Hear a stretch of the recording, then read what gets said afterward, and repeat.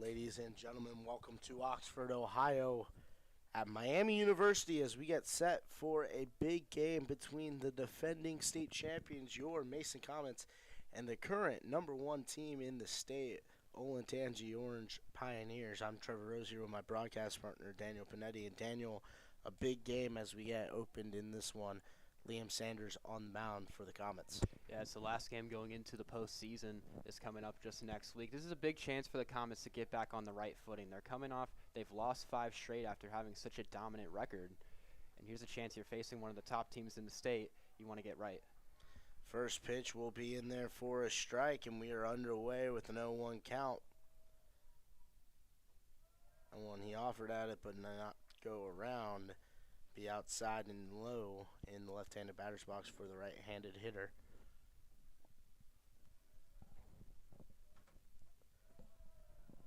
One just a little high, makes it 2-1. Talk about Liam Sanders' 8th game of the year. He's went complete all 7 innings twice this year, once including a shutout versus Coleraine in his first career start at the varsity level. And Sanders has been a guy who, we knew he was going to be a good two-way player, but I think he surprised a lot of people this year with his performances on the mound. Absolutely, as he goes inside, he'll walk the batter. He got the first strike and then worked 4 straight balls. We'll walk the first batter of the game. Up now will be number 8, Keegan and Cup. Runner on first.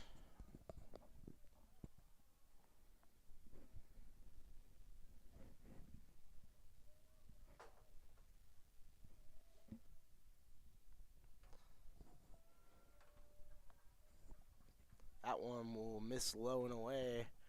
Be a 1-0 count. Sanders struggling to find the zone so far. That one will hit the batter and moves the runners up.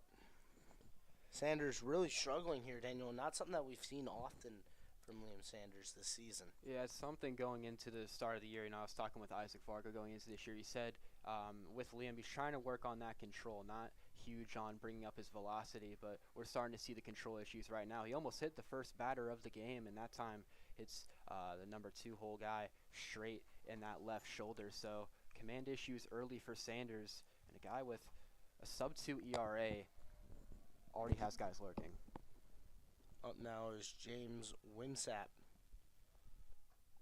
That one will be outside for another ball. Winsap, Seton Hill commit. Play baseball.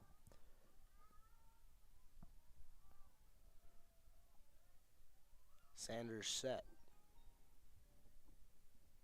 It's 1-0 pitch. Is in there right down Broadway for a strike. 1-1 count. You hope that a strike like that, it's just a fastball right down the middle, but get some sort of confidence into Sanders. No one out already, and he got 2 on. Last thing you want to do if you're the Comets, facing one of the top teams in the state, is giving up an early lead. So you're going to see a lot from Sanders, how he can recoup. That one low and away. He faked the bunt, pulled it back. Makes it 2-1. Hey, you like the idea of a bunt there. No guys on, or no guys out. 2-1. Advance both of them in the scoring position. You like the idea. Especially because it looks like Davies out there at third, not really charging in hard. Yeah, it looks like the first baseman and Davies both starting to come in. Just halfway in now. The pitch from Sanders, that one will be laid down in between the third baseman and the pitcher. Davies did not break in at all. And that will be a bunt base hit, another knock for Olentnagy. Bases will be juiced for the cleanup hitter to step to the plate. I mean, that's a picture-perfect bunt there, Trevor. Didn't go right down the third base line, but got it towards the left side. And Davies, he hesitated. He went to third, hoping he could get that force so Sander could get to it. But in such a perfect spot, now you load the bases, still nobody out. Absolutely, as now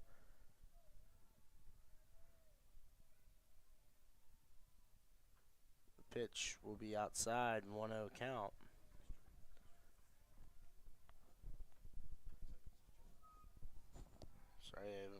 called a strike. Dotted on the outer black. So the 0-1 pitch, Liam Sanders set. The pitch. Swing and a miss. Threw the changeup and fooled him really on that changeup. Really sat well with the fastball. Yeah, it's the first swing and miss that Sanders has gotten today. And this is a big spot. If you can get an out here in the comments, they can turn those double plays. So if you can get a punch out here, then put something on the ground, that's a best case scenario for Mason. And the comments heading into this game, first team in the GMC in fielding percentage by a pretty wide margin, as that one runs inside, almost hit the batter. Makes it 1-2 count. And the other thing with Sanders is he's missing, but he's missing inside most of these times. Hasn't missed out as much.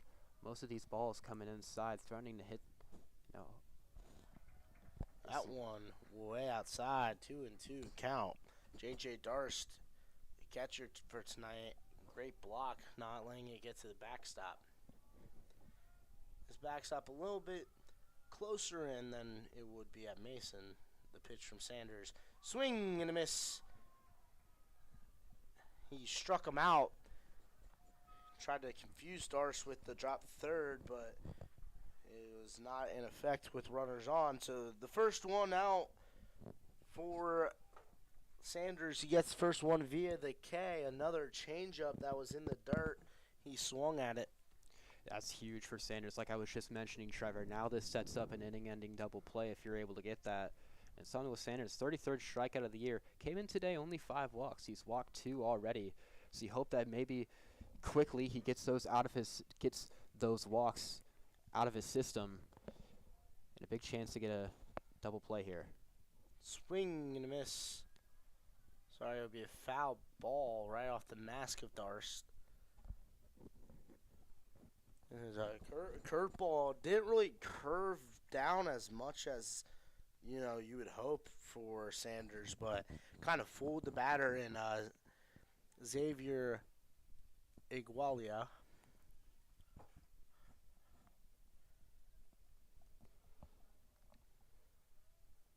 So far, we've seen only right-handed hitters for Olentnagy. And Sanders, also the right-handed pitcher, as he comes set. Another one gets in there for a strike. It will be 0-2 with 1 down in the top half of the first inning with the bases loaded. Big spot for Sanders here. You walk 2, give up a bunt. Now a chance to strike the next 2 out. You're Sanders. You need it. You need to get an out here. 100% as he is set. Here's the pitch. That one popped into deep left field. On is O'Connor. Sorry, it would be the shortstop covering it. Chase Cox, he will make the catch. And then 2 are away for Sanders now in the top half of the first. As we see the first lefty for today's action for Olentnagy. Be number 1, Jake Lewing, sophomore outfielder. That's big for Sanders. You get that infield pop-up, and the runner on third didn't even try to go. Obviously, that one's staying mainly in the infield. They get a little more on the bat right there. That could score the runner. Sanders a chance to get out of this. A weak swinging attempt there. Don't know if they actually called that a swinging strike or not. Want to go with it. It did for sure. So 1-0 count. Sanders has a chance to sit him down again. The pitch. Outside just a bit.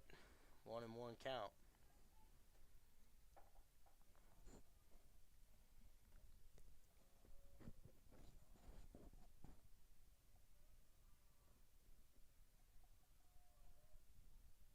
Sanders set. Here's the 1-1 delivery. That one fouled right off the mask of Darce again. Fouled right back to the screen. It will be 1-2 count.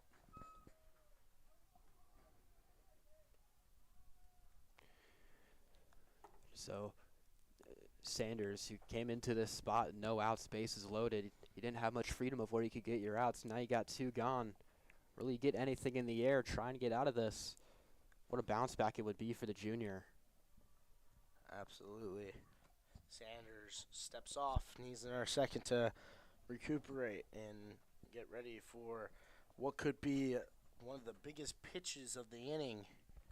Hopefully to shut down what could have been for Olentnagy. The pitch from Sanders. Strike 3, ring him up on the strikeout. Sanders gets the bases juiced and then gets out of the jam. Just amazing job there from Sanders. Got a little bit unlucky there to start the inning, hit a batter, works a walk, and then just a beautiful bunt after that. Playing like a captain, he's able to get those 3 guys out, not allowing a single run. That's what you want to see from one of your top pitchers in Sanders. So that's a great job from the Comets. We'll go ahead and send to a quick break. When we get back, it will be the home half of the inning. The Comets will come up to bat. We'll be back here on Mason Sports Radio.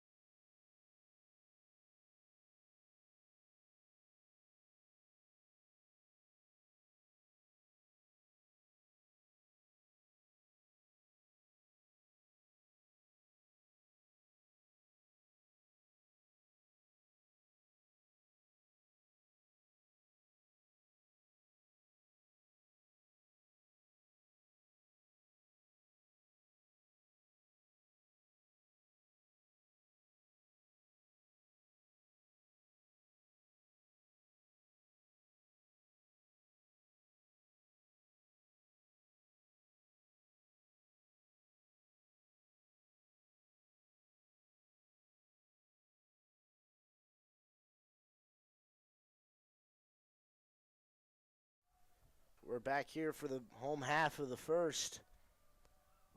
Cade Landier set the lead off. First pitch he sees is fastball right down Broadway. Will be a strike. 0-1 count. And Cade Landier, I think that best suits him in the leadoff role. We saw it a couple times this year as he fouls this one. But Landier, one of the top in the GMC on walks. So that one will be popped and flow to left field for the out. One quick out for the Comets here in the home half of the first.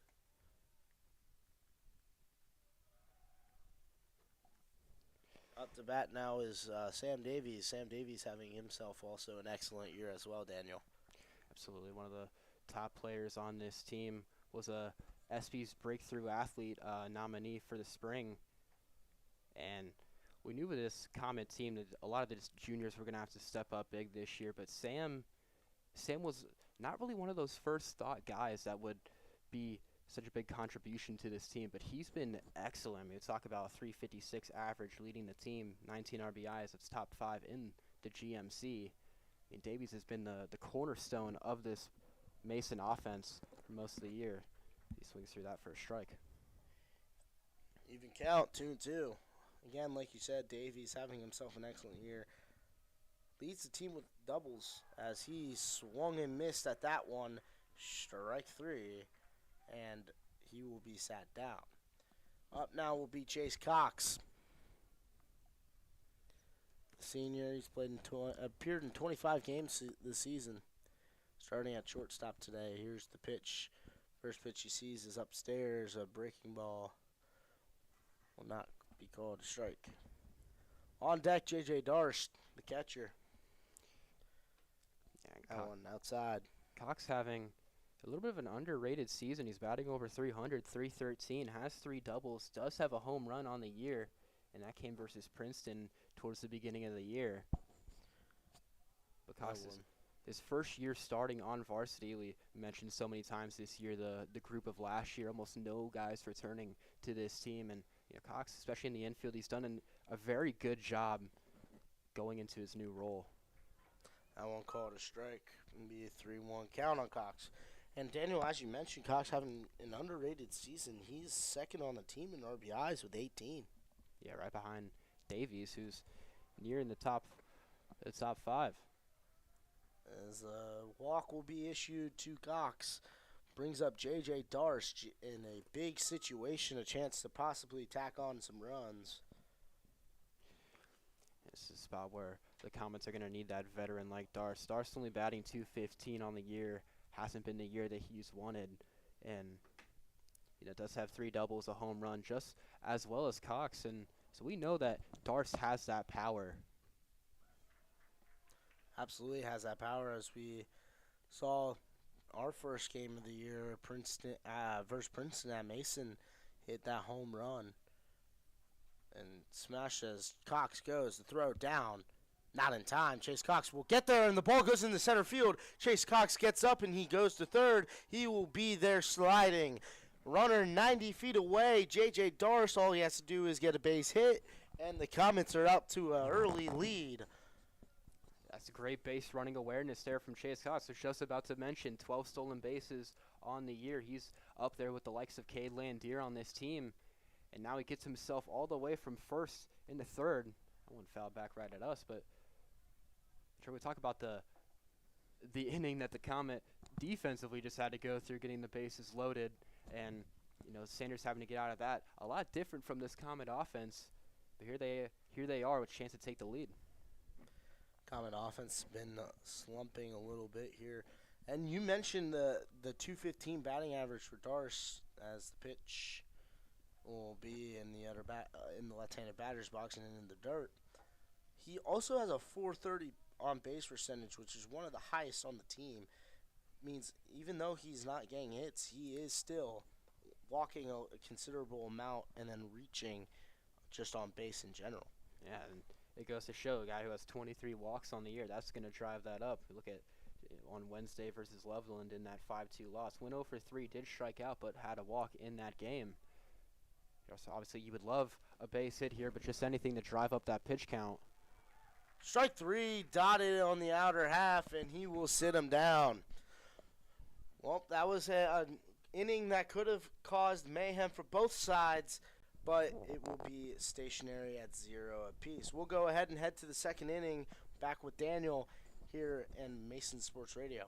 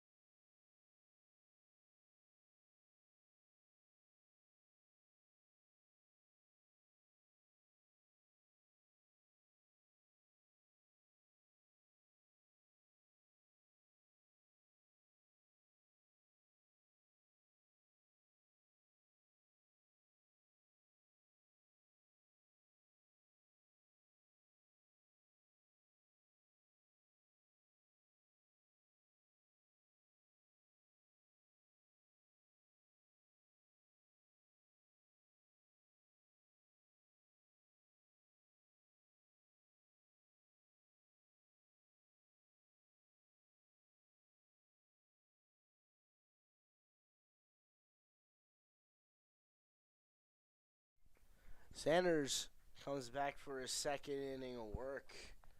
He'll face the right-handed hitting Wyatt Litke. He's also an outfielder and a pitcher. 5'11", 170.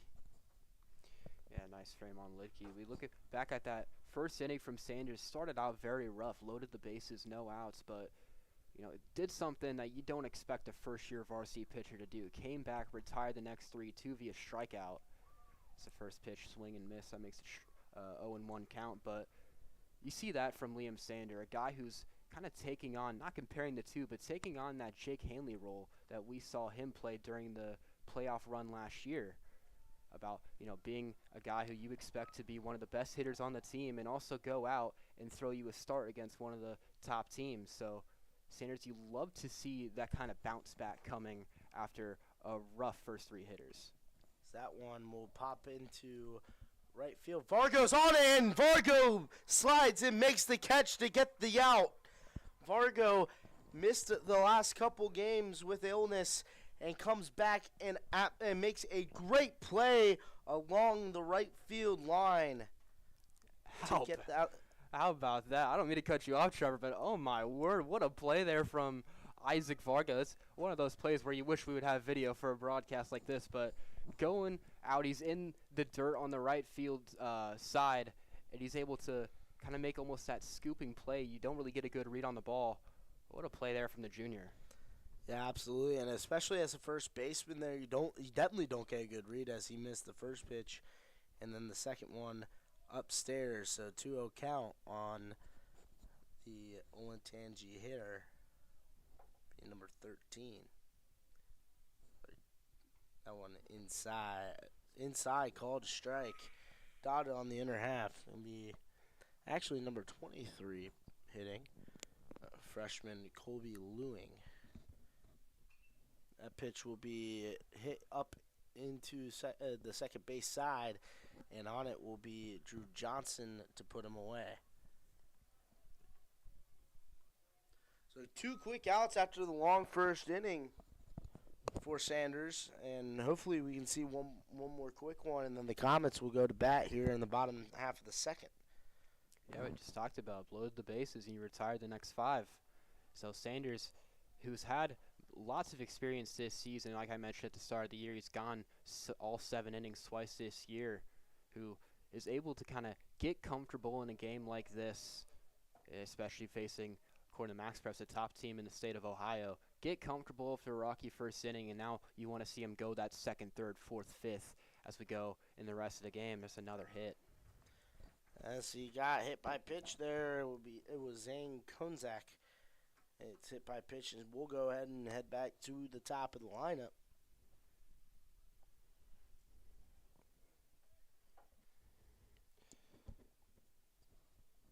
And there's a control issue that we were talking about in the first, Trevor. He hit the guy batting second for this Pioneer offense, and it comes back to bite him again. It's already multiple walks on this game for a guy who doesn't get into walk trouble very much.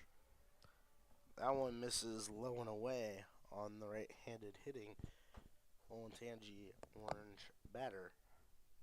1-0 pitch. Sanders sets, looks at the runner, and hits another batter.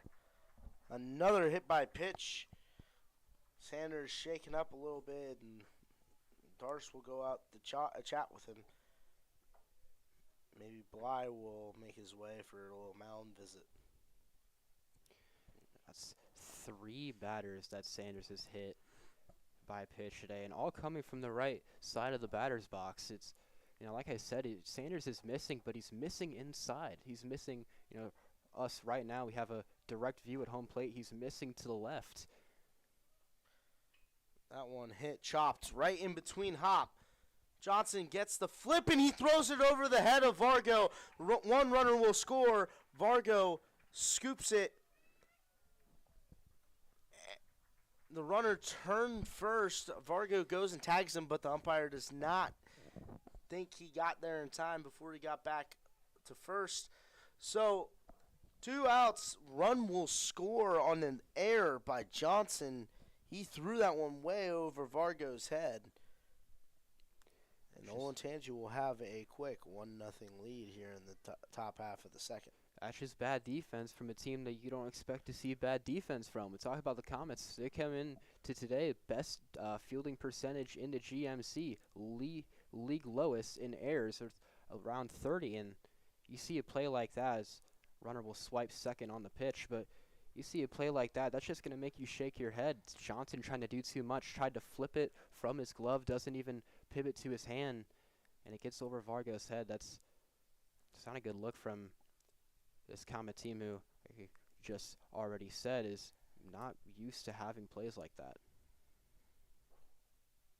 This one kind of the opposite of the first. He got 2 outs this inning and then gave up 2 base runners and then in the air by Johnson, as that one just a little high on the fastball and misses.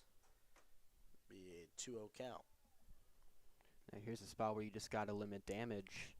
You know, Sanders, is frustrating. You could have gotten out of the inning right there, but you didn't. Now you're finding yourself down 1-0 with 2 guys in scoring position.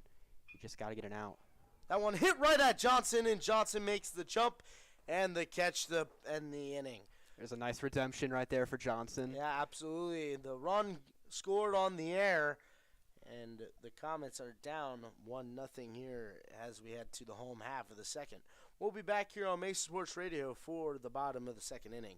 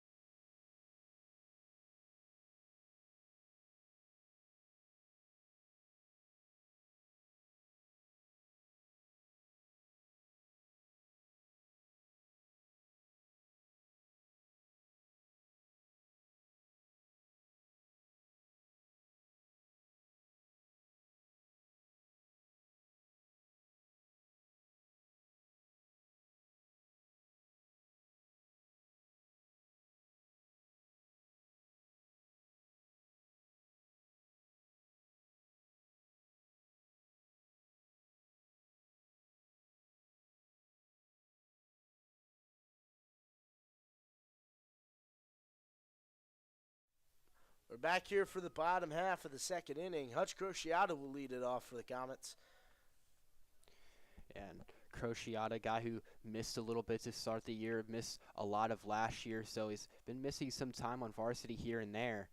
Looks like that first one for strike one, but Crociata, when he came back, he brought back that leadership presence to this team, that seniorship that wouldn't really say that they were missing, but having a guy like Crociata back is going to help that. Looks at that one, makes it 0-2. But having Crociata back, he had that huge home run versus Lakota West. Trevor, you were on the call for that. Just a great leader. That one just a bit outside, makes it 1-2 count. Crociata hoping not to strike out here, looking the pitch. Up a little high, breaking ball. It broke. It looked here, Daniel. It broke a lot, but not enough to get the strike call. You can still see that one high. 2-2 inside. Another ball. It was down 0-2. Works it back to a full count. Nice shot from Crociata. Was down 0-2. Now works it full. And that one up high and away. And Hutch Crociata will walk, bringing up a dangerous hitter in Liam Sanders to face the right-handed pitcher. Yeah, and Sander, this was a guy coming into the year that we were expecting to be that huge number one piece of this offense. Unfortunately, he really hasn't had he's only had 1 base hit in the past calendar month. But here's a chance where you want one of your best hitters on paper, a guy who you know can get those balls over the wall. And what a chance it would be to kind of start that bit of a hot streak right here, last game of the season versus one of your toughest opponents.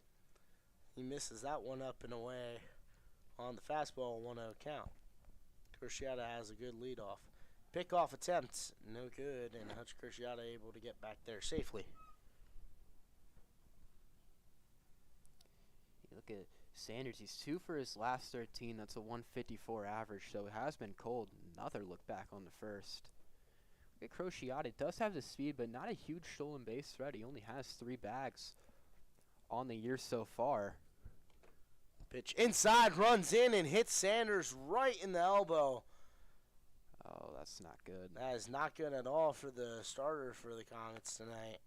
Getting drilled right on the elbow with the fastball.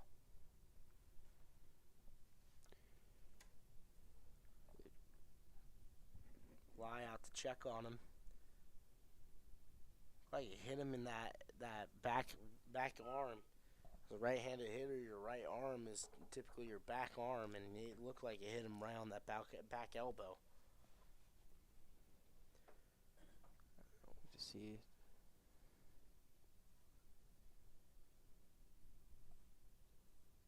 Sanders, he is going to walk down to first, so nice grit to see from one of your better players. That's hopefully something that can give this Comets team a little boost of momentum. You see your guy, one of your guys, take a hit like that, able to march on down to first. Now the Comets, nobody out. You have 2 on. Here's a chance to tie this game or get the lead. And stepping in will be the first baseman for tonight's action, Isaac Vargo, having himself a decent season first year on varsity. Kind of the open stance, the pitch. He'll lay down the square to bunt, pull it back, be called a strike.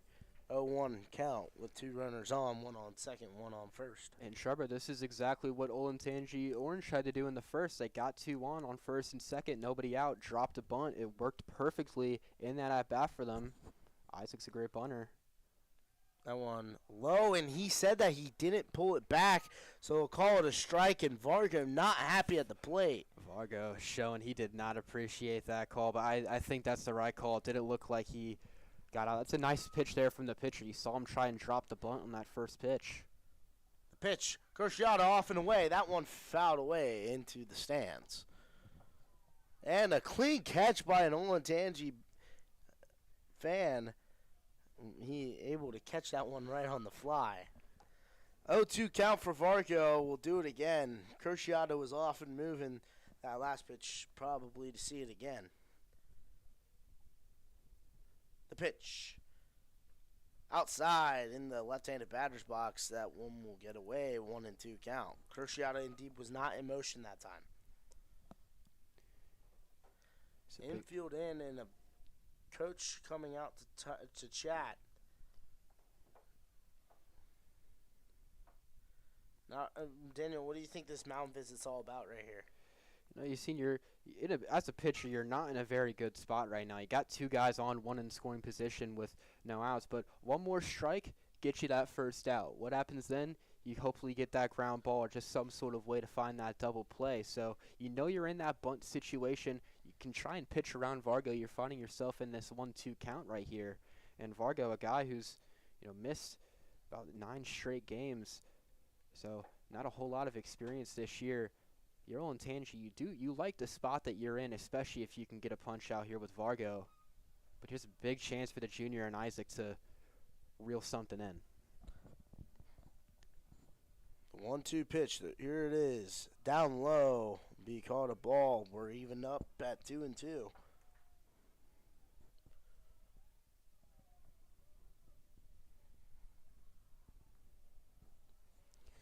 Vargo's missed 13 of the last 14 games this Comet team has played. Pickoff attempt back to Hutch Cruciata at second. No good. Cruciata gets back there way in time. 2-2 count on Vargo. Here's the pitch. Outside again, makes it full count. Another great job here by Vargo to bounce back from being down 0-2, working it full, just like Cruciata did to start the inning. Absolutely. The other great thing is you love working out this pitch count. Comet dugout getting loud. Here's the pitch. That one loops into center field. Will be caught by the center fielder. Cruciata back in time, and the out will be recorded. F8 and gets Vargo out. But now Grant O'Connor will step up to the plate, playing left field today. 2 runners on, and O'Connor does have a kind of a speed threat towards him. He is considered one of the a decently fast guy on this team, and also a strong one at that. And I was about to say, not only that, but one of the biggest power threats on this Comet team as well. Here's the pitch. That one low and away. It will be 1-0 count.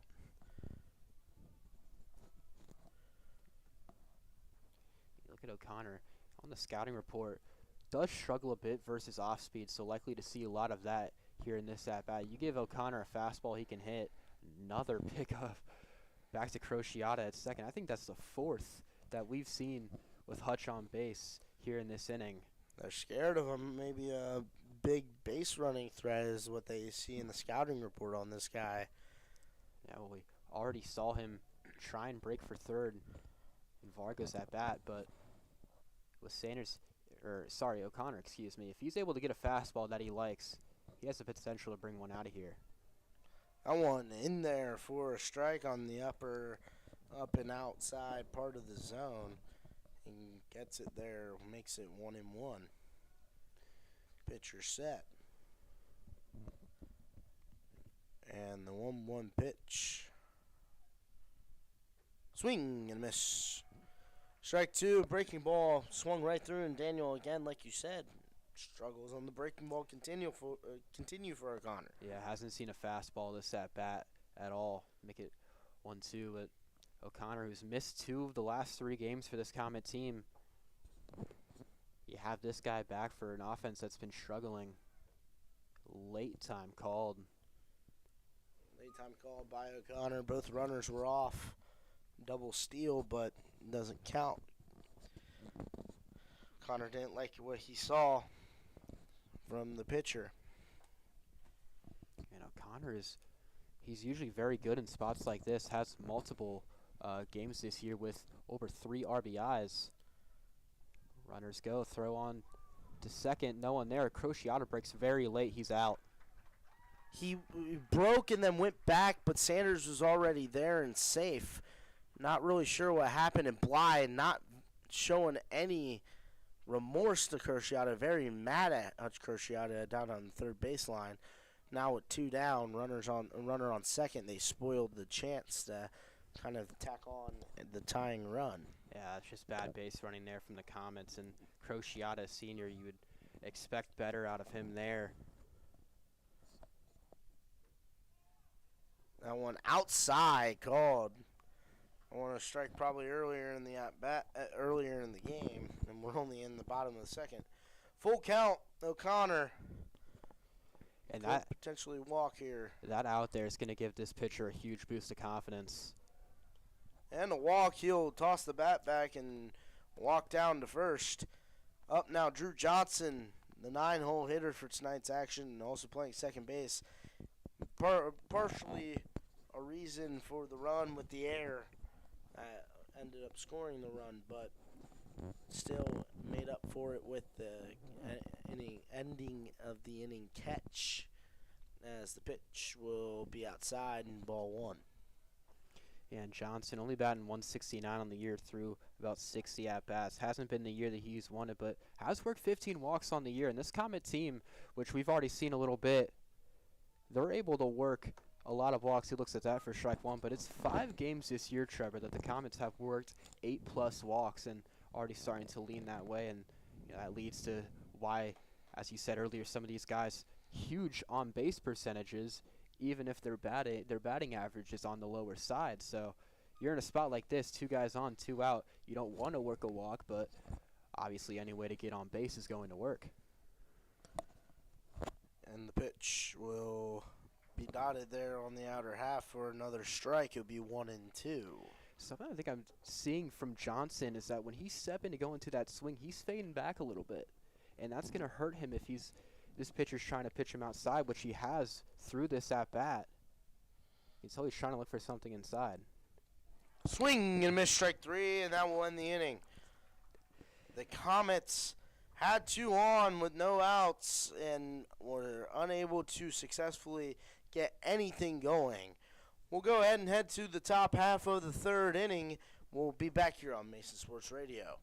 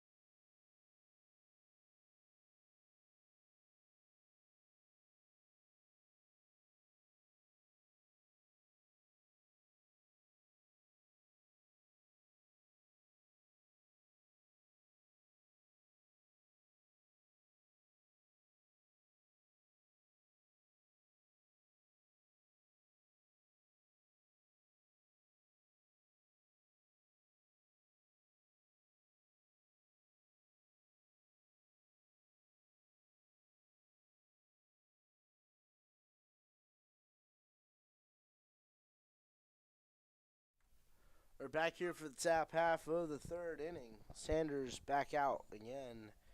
Another inning of work after getting hit by pitch on the throwing elbow. Seems to be okay. Yeah, and Sanders, he's a guy who's going to work through those kinds of injuries. You hope it doesn't affect him too much with being on that right elbow and being a right-handed pitcher, that it doesn't lead to anything severe. But you like to see that from Sanders continuing to go out there. Swing and a miss on the 1-0 pitch. Be 1-1. Maverick Shulvin, the sophomore, 6'2", 200 frame. Struck out in his first at-bat. That one low and in the dirt. Sanders, again, still having kind of a control problem so far in this game, and hopefully we can see it kind of bounce back with the 2-1 pitch. Low again and makes it 3-1. It seems like here some of these low pitches not being called for both of these sides. That one will sit in there for a strike. It'll be 3-2. We'll make it a full count. And you hope that that's something that, obviously Sander was out on the base pass a little more last inning. That one outside will be a leadoff walk, but throughout the bottom half of the second, if he was just kind of talking to himself, it's like you can't be missing those inside. You know, you can afford to miss outside a little bit, but once you get into the territory where you're hitting those batters, then it really becomes a problem, and it happened there at the bottom of the second. Obviously, the run coming off of an error from Johnson at second.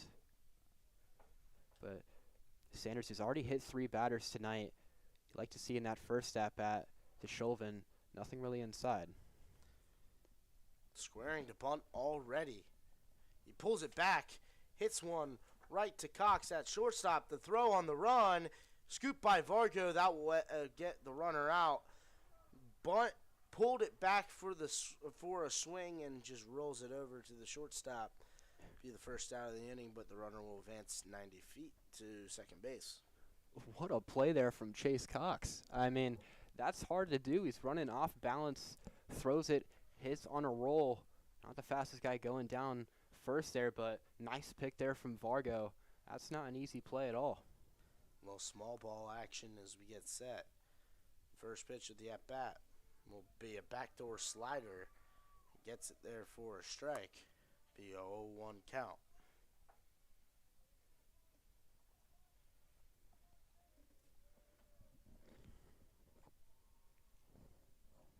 Sanders set. The pitch.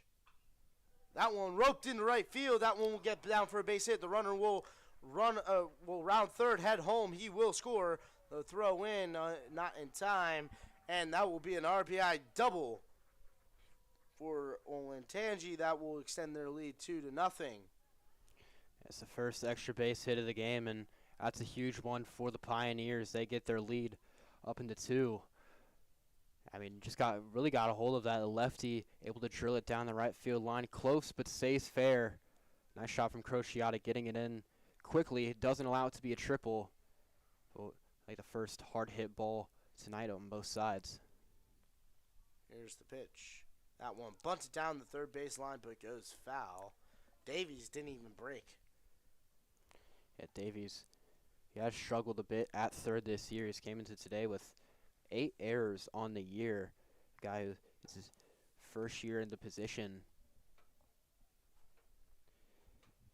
But those bunts, Comets in practice, they love practicing those bunts. You would think that this defense, hopefully they can get more adjusted to it. The pitch. Swing and a miss. Swung right through the breaking ball. And that will be another strike. 0-2 on the batter. Number 4, Wyatt Lidke. Yeah, and Lidke, that was the at-bat to Vargo down the right field line. Able to make that amazing play. Pitch right back up the middle, and that one will get through for a base hit. Runner will turn and head for home, and he will score. Olentnagy up 3-0 with a beautiful slide in from Lulling from second. And now this Liberty offense, this Orange offense really starting to get hot. Sanders had a nice second inning there Obviously, aside from an error, had no control over, but through 3 innings so far, had a rough first part of the first inning, was able to come back, be electric, and get out of it. And in the second, had some rough spots, but was able to get out of it. And now the base hits kind of starting to pile up for this Olentnagy team. We'll go ahead and have a pitching change. Liam Sanders done for the night on the mound. In comes the junior Aiden Hanger to come and pitch for the Comets. We'll go ahead and head to a quick break here. We'll be back here on Mesa Sports Radio.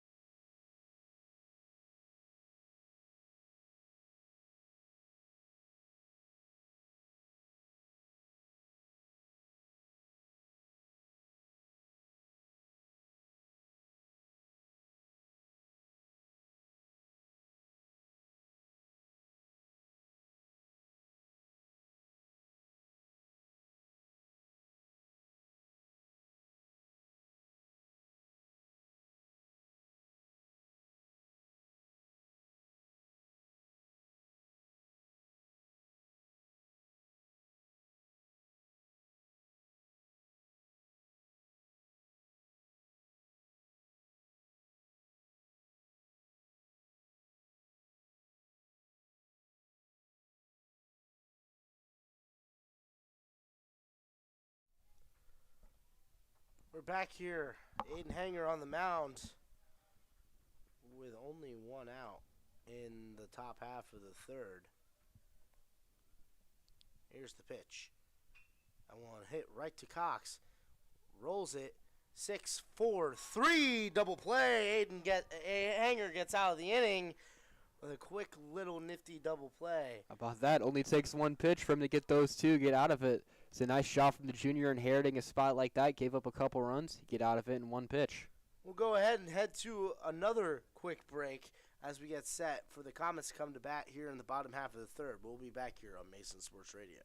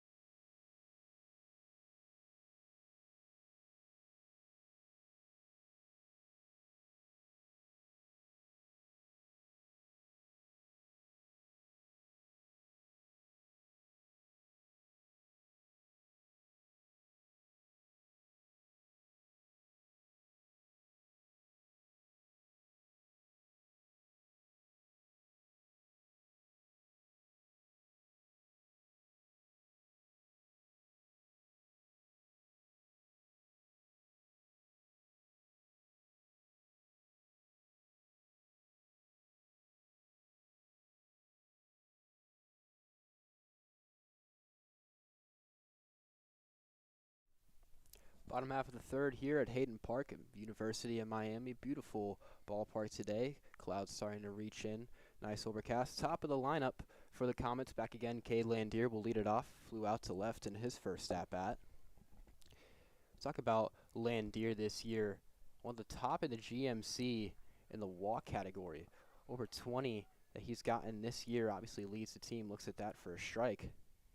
But Landier, Trevor, you mentioned very high on-base percentage for the senior, and it's coming because not only is his batting average very high, but he's working those walks. A couple games this year where he's worked over 3 walks in a game. This one hit in the center. Center fielder cleans it up. Landier is retired to start the home half of the third. Yeah, and another interesting fact with Cade Landier, earlier in the year, he was batting in the bottom of the lineup, batting in the 8 or 9 spot, and now batting leadoff as we head to the last game of the regular season.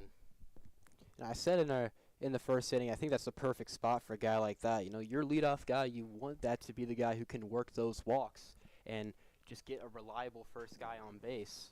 Hasn't been able to do that today. Sam Davies steps in his second at-bat. That pitch almost gets him, makes it 2-0.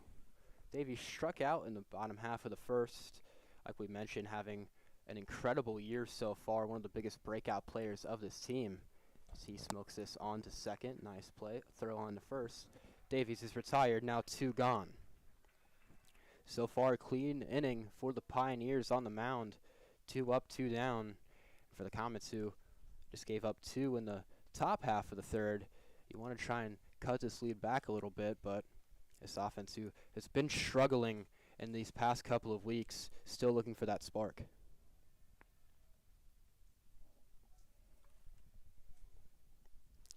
Chase Cox checks in for his second at-bat, walked in the first inning, came around to get all the way to third. That one looks like it did get him on a 1-0 pitch, so the second time today, Cox is on.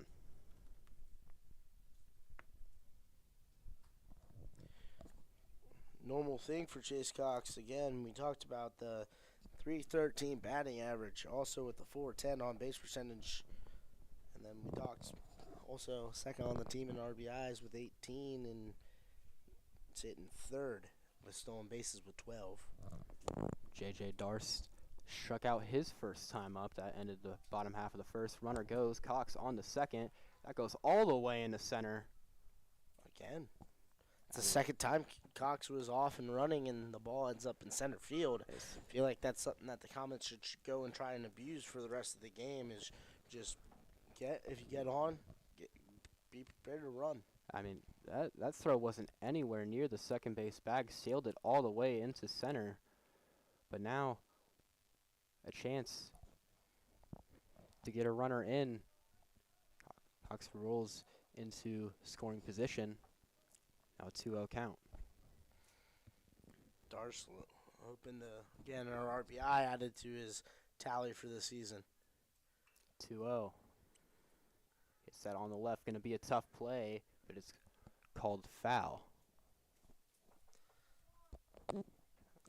I agree with that call. That the ball, it was a borderline one, but it was able to go foul right before third baseman was able to grab it.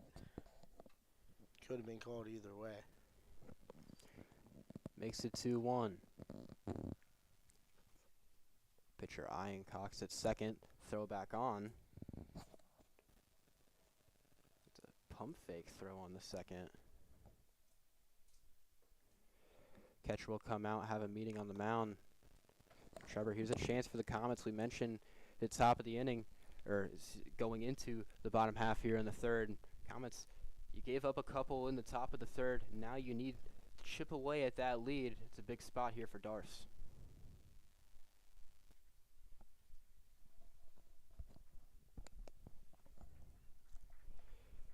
Catcher comes back.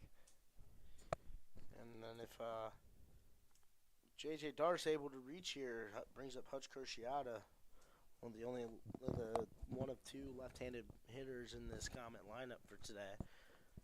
We'll try the 2-1. Pops this one up. Third baseman charging in, and it drops. Catcher couldn't see it. Catcher lost it in the sun, but with very minimal sun. I don't know if the mask got in the way and he just forgot to throw the mask. Yeah, Comets catch a big break there. Not too far behind the batter's box. Drift a little bit towards the left side. Anyways, it'll make it a 2-2 count. Darst a big opportunity. Pitcher sets, pitch. Fouled right back.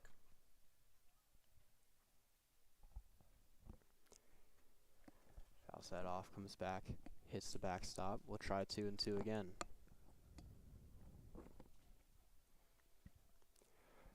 Cox on second. Pitcher keeping an eye. 2-2. That one upstairs, it runs the count full. Darce, if he's able to draw a walk here, Cruciata, still a dangerous bat sitting right behind him. And Darce, one of the leaders on this team in walks. Kaylan Deere, 24. Darce right behind him with 23. That's inside. For the first time tonight, J.J. Darce reaches base, works the walk. And looks like Cade Landier has a run for his money for walks in the league with J.J. Darce sitting right behind him. That's what you love to see from your seniors. We talk about Darce, who, .215 batting average, obviously not what he's going to want, but he is drawing those walks. He's getting that on-base percentage up. Hutch Crociata stands in, looks at that, up for ball one. Crociata worked a walk to start the second, came all the way to second, but on that weird stealing attempt where Sanders came into second, Crociata broke very late for third. He was thrown out. That's outside, ball two. But you look back, that could be a spot, Trevor, that this kind of team looks back and they say, if we could have executed on that double steal, we could have gotten some runs there and try and cut this now larger deficit. Both teams go to the mound. We'll head to a short break. Stay tuned as we come back here on Mason Sports Radio.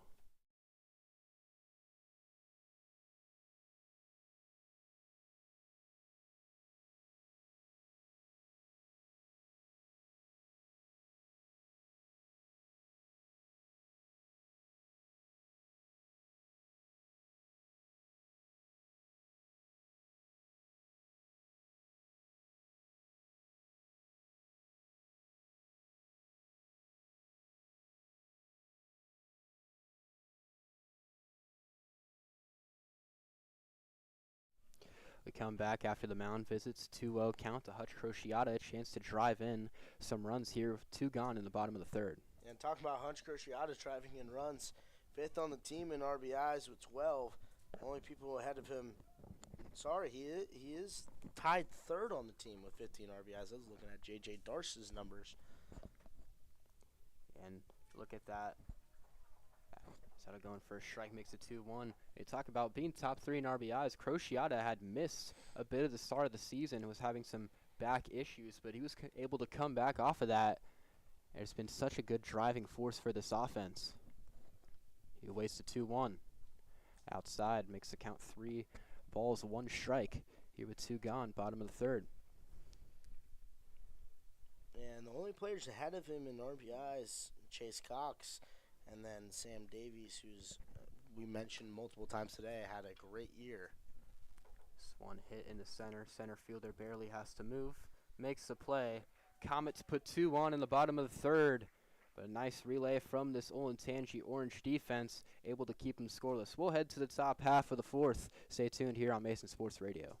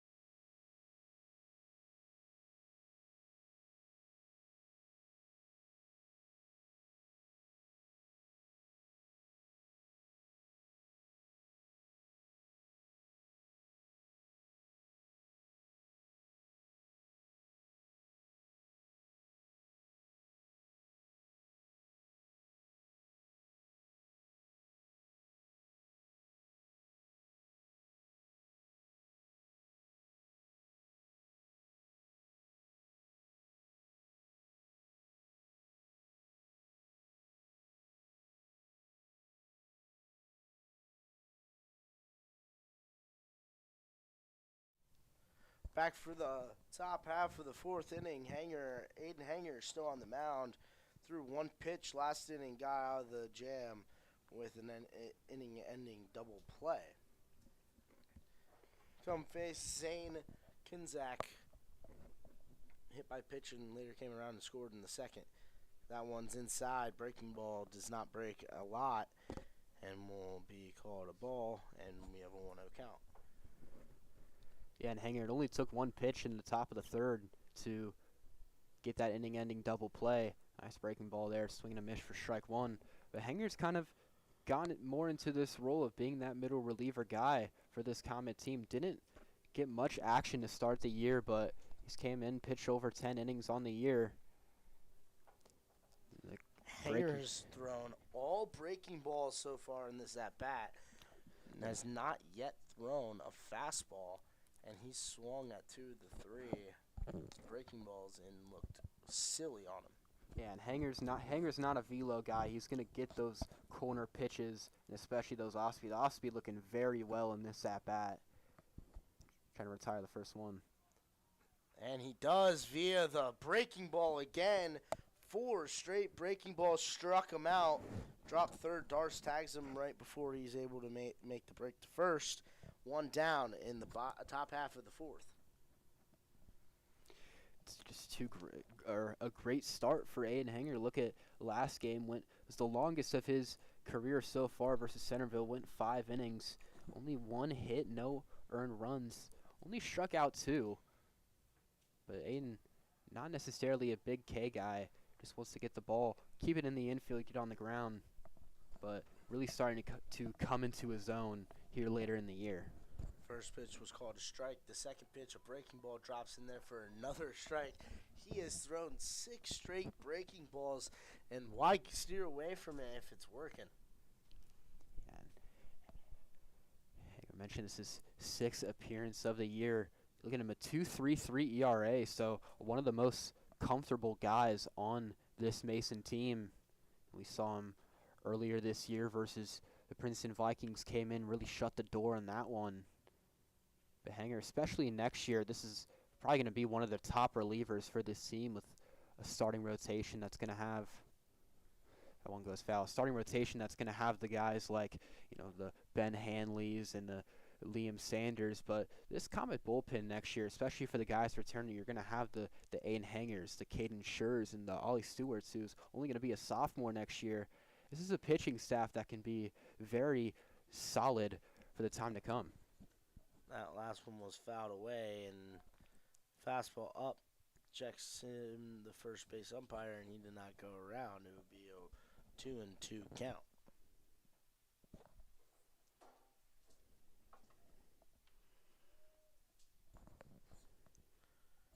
The pitch from Hanger. Breaking ball hits him right. He didn't. They're waving it off. He did not make an attempt to move out of the way on the hit by pitch. You see a smirk on Aiden Hanger's face after that.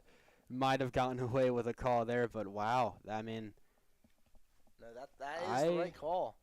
He did not make any attempt. It looked like he kind of leaned into the breaking ball to get the call. And they're just going to wave it off. It's going to be a dead ball. Nothing happened on that one. So 2-2. Hanger will come back. See if he can shut him down. The pitch. That one chopped into center field on his Landier. He will let it drop right in front of him.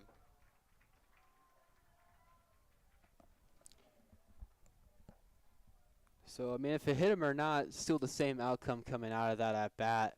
Landier, I think he had a shot on that ball in center. Instead, he lets it drop. So, 1 out, they get a guy on. There's a chance. We saw it from Hanger last sitting, got the double play.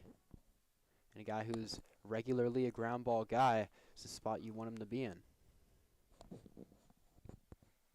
Hanger set the pitch. Inside. Breaking ball. Called a ball, 1-0 count. And kind of similar shades that we saw from Liam Sanders. He's putting a lot of these pitches inside. Call for balls. Slide step, the throw down, not in time. Hits off the glove of Johnson, and that will be a stolen base. Hanger had the slide step, had him dead to rights, but hit off the glove of Drew Johnson, unable to cleanly grab it and get the runner out. And if he does grab it cleanly, he is definitely going to be out at second. And I think it looked like a little bit of a later break from Johnson at second, trying to go and get the runner. But now you got a guy in scoring position, only one gone. That eliminates the ground ball double play. So Olentnagy in a much better spot, something that they're going to like more. Pitch. One chopped right to Cox. Cox grabs it and throws it over cleanly to first base. Vargo catches in. He looks the runner back at third before handing the ball to Hanger. And 2 down in the top half of the fourth. So now find yourself runner 90 feet away from scoring. Scoring makes this a 4-0 game, but 2 outs. Just got to find a way to keep this deficit for the Comets as small as you can keep it. It's another breaking ball. Hanger, almost no fastballs we've seen so far from this outing. Right through the fastball, and the breaking ball has obviously been working for him. Absolutely. Misses that one just a little high, so that one will loop into center field. Landier misses it too. It will get by and head all the way to the wall. Crociata slides, throw in, will be cut off by Cox. It will be an RBI triple, and now it will be 4-0 Olentnagy.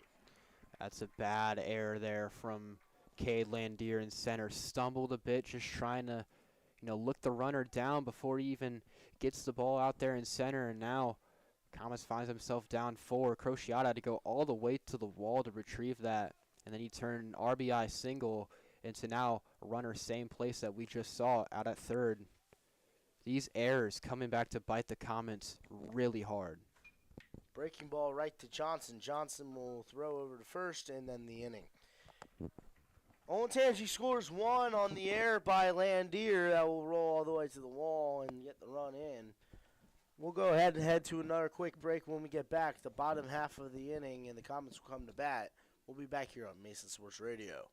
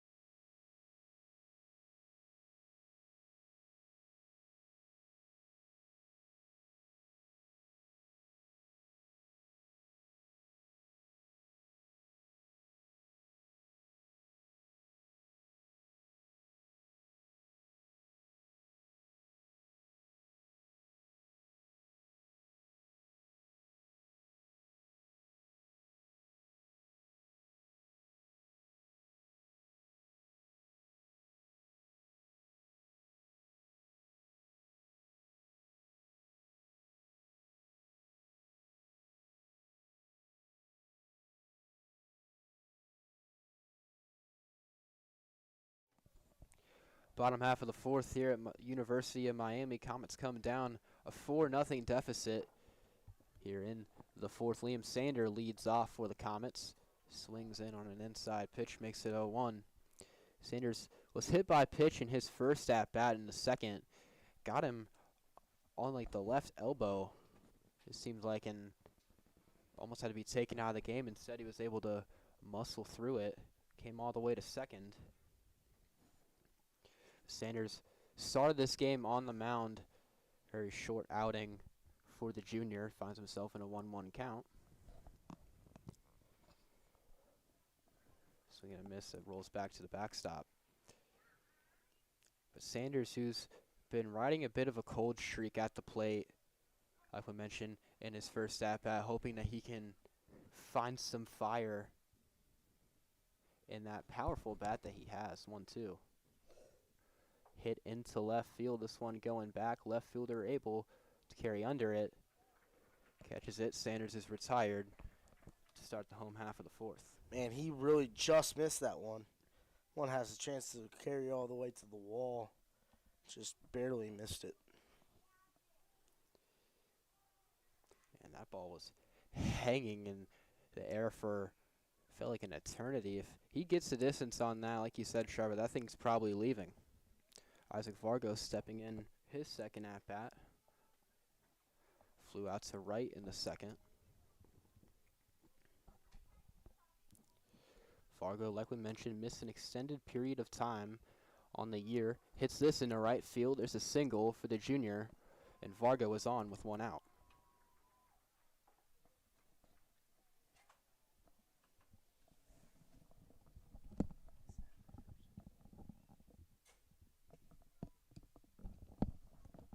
First hit of the night for the Comets. A little pinch runner, kind of a designated runner out will be Gander. And it's just nice hitting from Vargo, able to hit it opposite side. Gets the guy on, like you mentioned, Trevor. That's the first hit for the Comets so far tonight. They've been working so many walks. Got hit a couple of times. As Grant O'Connor now steps in. He walked in the second. Vargo can threat to be a bag stealer. Has a solid lead. He goes inside. Throw down the second. Not theirs. Doesn't skip into center that time, but Vargo is on, Gander is on at second with one gone.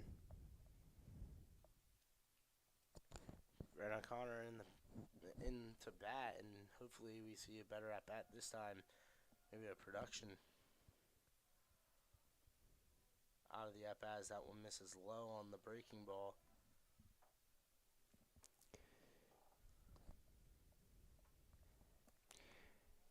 And you're starting to get to the point. The fourth, you do have a few more innings left, but if you're going to try and start making a comeback, if you're Mason, it's going to have to be now. That one ropes into right field. This can score. Gander holds at third. But O'Connor on first. Another hit into right field. Second of the inning for the Comets. They have guys on the corners now with only one out.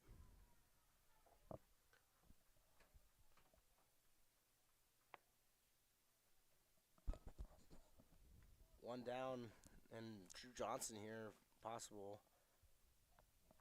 Big chance for him. Yeah, huge spot for Johnson. Homered versus St. Xavier just a couple of games ago. That was his first of the year. There's a little bit of time in between.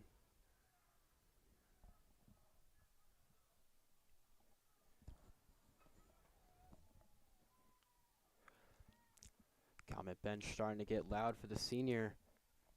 And Johnson has 2 doubles on the year, like we just mentioned. Has the homer. Luke Tardabini on the pitch run for Grant O'Connor. And he will go, but time will be called, and the umpire almost got drilled right in the back as time was called. That's the second time tonight we've seen a very late time. Both times coming from Mason. Johnson almost looked like he called that right as the pitch was starting to get released, so maybe gets a little bit lucky on there. No pitch.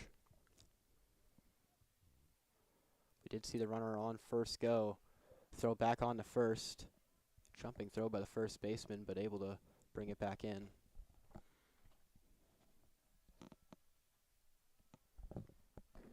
Tardabini gets his lead off at first.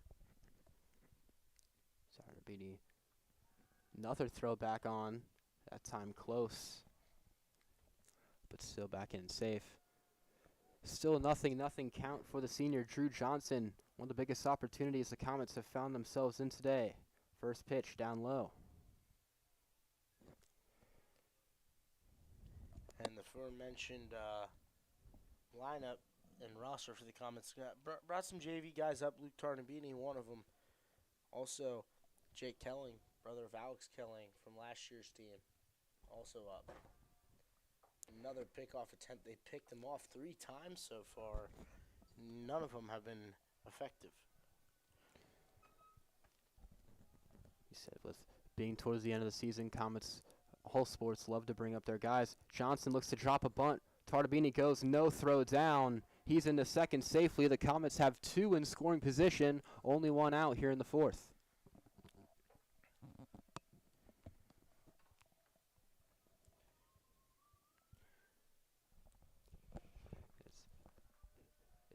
Maybe the biggest Coach Bly move you'll see, trying to drop a bunt with the runners on the corners now. A single might score 2.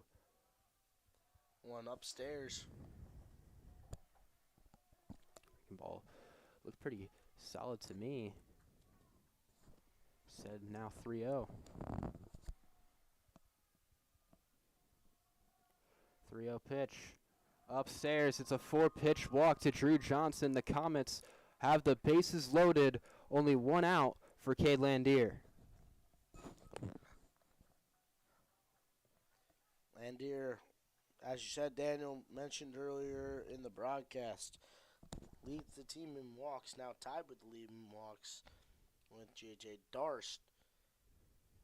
And Landier, as the coach will come out to the pitcher's mound for Olentnagy. So it looks like we might see a pitching change. We'll head to a short break. Comets have the bases full. Stay tuned here on Mason Sports Radio.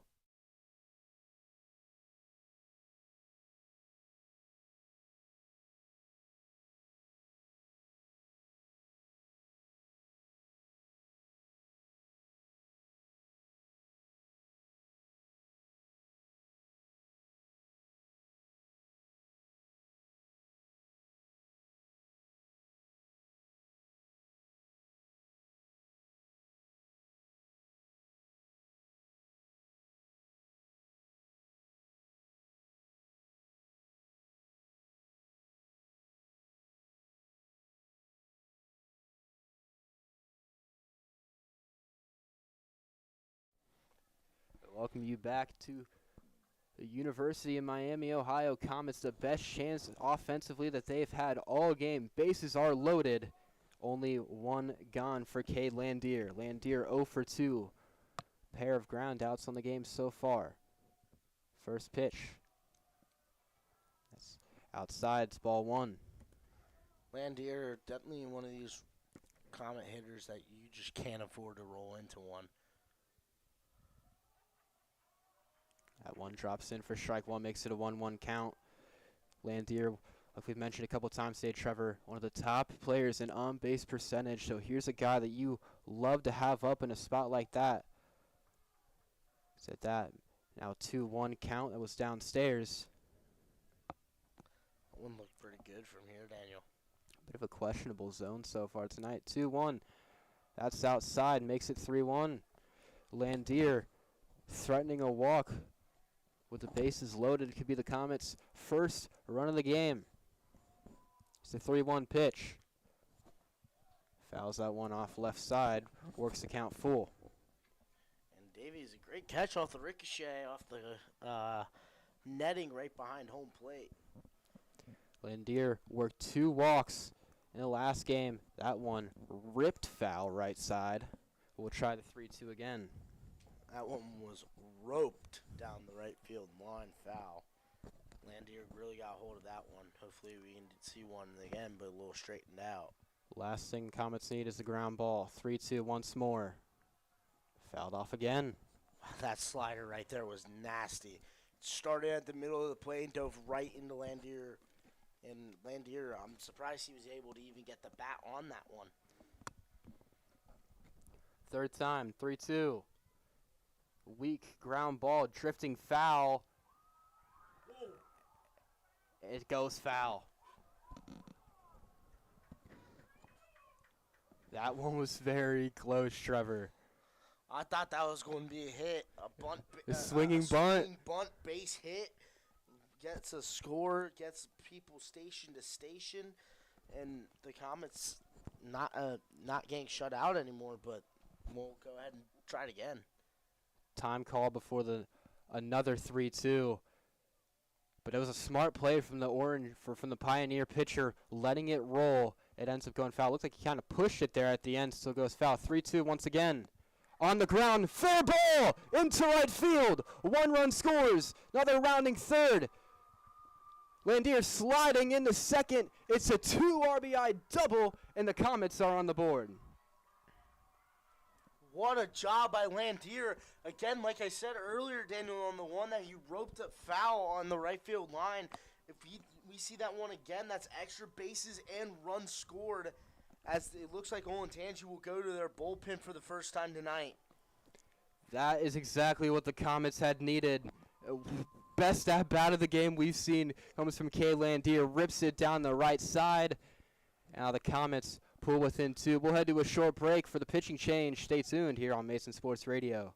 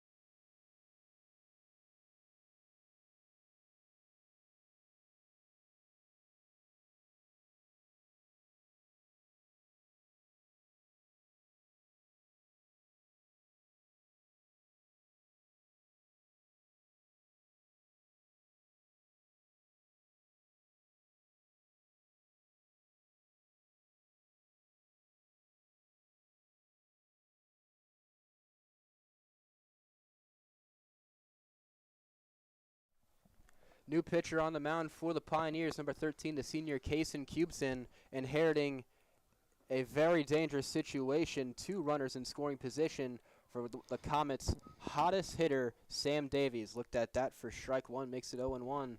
Comets got 2 thanks to the 2 RBI double from Cade Landier. Now Davies a chance to score some more. Swoops that into right center. That's down. That's going to go off the wall. Both runs score. Davies around second. He's going to charge for third. Relay still coming in. Davies slides in the third. The Comets tie it. Sam Davies hits that one into the gap all the way to the wall, and the game is tied. What a job by the Comets in this inning, staying composed. Cade Landier gets the RBI double, and then right there, the RBI triple for Davies in his second triple of the year, and extends his RBI lead to 21 on the year. The inning the Comets absolutely needed. The defending state champions proving it against one of the top teams in the Ohio area. It is now tied with Davies on third. First pitch in, ball 1 to Chase Cox. Cox has worked 2 walks tonight. Been on base both times. Comets a chance to take the lead here. Infield plays very in for the senior Cox. 1-0. That one upstairs. They're going home 100% on this play if they get it. They should. And Trevor, we saw it many times in the Prasco Park game versus Kings. The suicide squeezes. Coach Bly loves running those. Looks at that for a strike, makes it 2-1. But you have one gone. Davies, a fast guy, down at third. Here could be a very nice chance. We can tell the orange defense ready for it. Cubson, the 2-1. Outside, Cox looked to go. Able to hold up, makes it 3-1. And Trevor, I hope right there we just saw the birth of a Comet offensive run that can run throughout the playoffs. 3-1. That one fouled back. But this is a team that was struggling these past couple games. They lost 5 straight. Very unlike this Mason team. Having offensive skids. You get 4 there in 1 inning.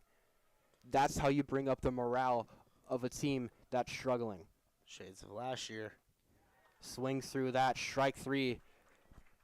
Cox, his first strikeout of the game, comes off of a full count. So now 2 gone for the Comets for J.J. Darst.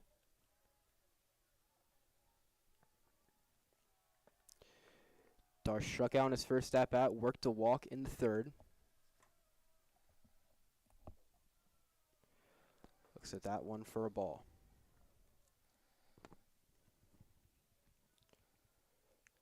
Back-to-back seniors for the Comets and Cox, and now Darst. Darst has the most experience on this Mason team. Hits this left side into left field. That's a base hit for J.J. Darst. The Comets take their first lead of the game here in the bottom of the 4th, thanks to an RBI single from J.J. Darst. Comets up 5-4. This is what we call rally time. In the bottom of the 4th, the Comets put up a 5 spot to take the lead.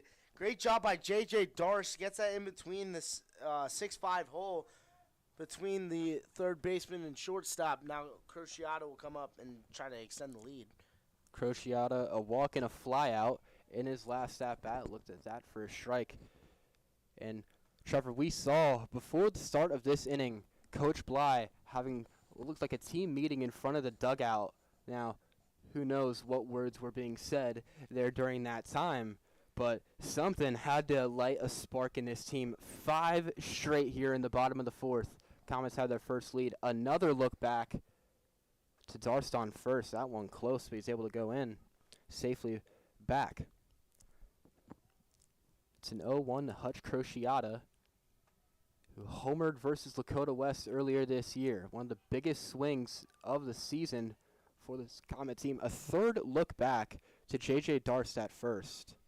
This is where the MLB rules would love to be implemented in high school because, man, I cannot sit here and watch an entire game of them just picking off runners.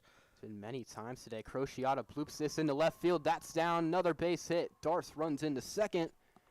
The hits continue piling up for the Comets. Hutch Crociata is on. Still 2 gone. Comets have 2 on.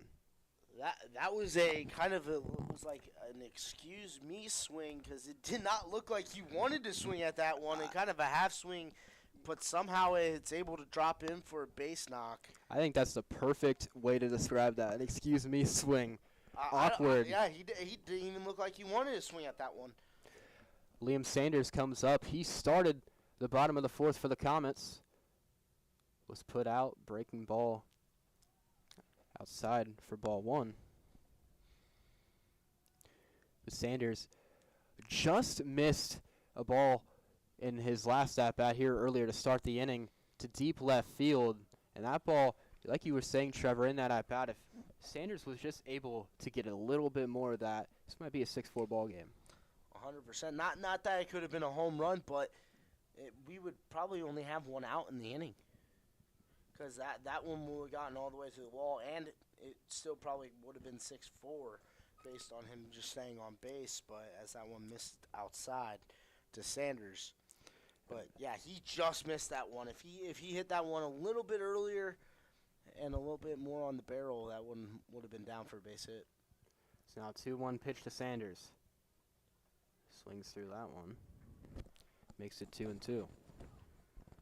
And the Comets, he would love to get these 2 guys on base back in, but whether you do or not, maybe one of the best innings that this Comet baseball team has had all year. Came in down 4-0, and now you're going to end up going into the top half of the 5th with a lead. Sanders awaits to 2-2. Late time, Hubinton not happy about on the mound. A generous ump with some of these time calls today, Trevor. We've seen some very late ones. That one not as late.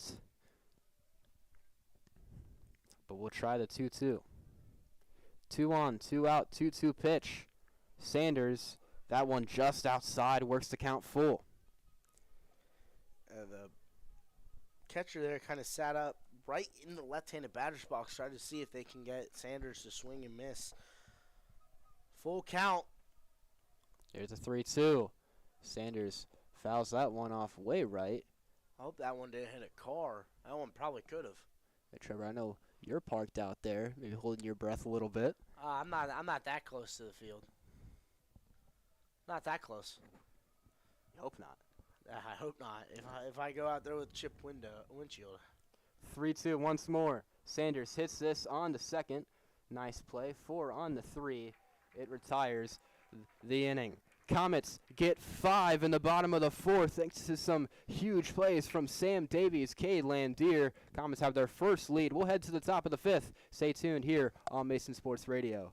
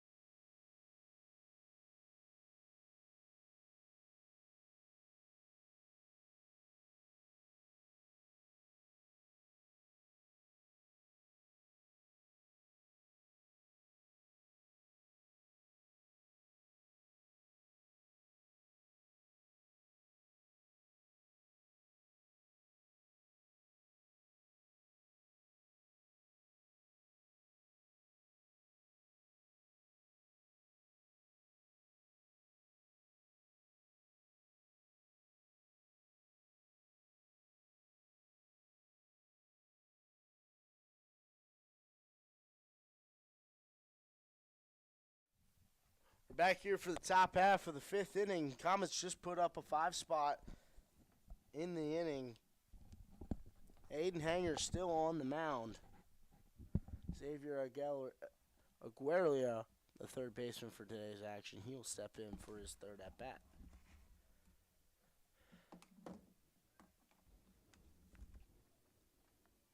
Hanger set. First pitch of the at bat. Be fastball chopped over third base side. Davies gets it on to Vargo at first. One away. A quick one. First pitch fastball rolled over. And the Comets already have one down. It's a nice play from Davies over there at third. Had to leap a little bit to make that play. Also a nice scoop at first. Was a bit of a hop.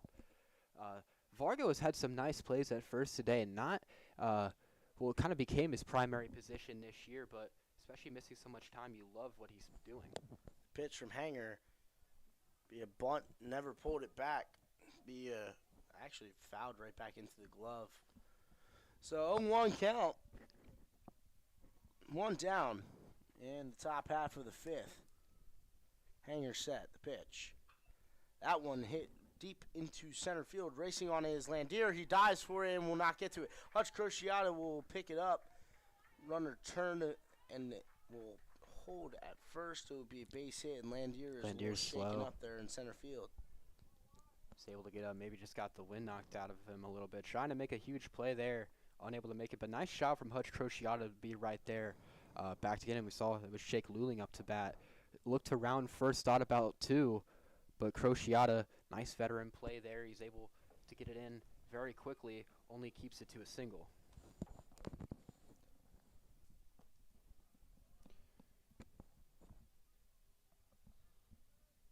Landier looks shaken up still out there in center field, waving off on that throwing hand. Hanger will step on the rubber. He'll get set. Runner on first. The pitch. Outside. Kind of a change-up action on it. He'll hold up.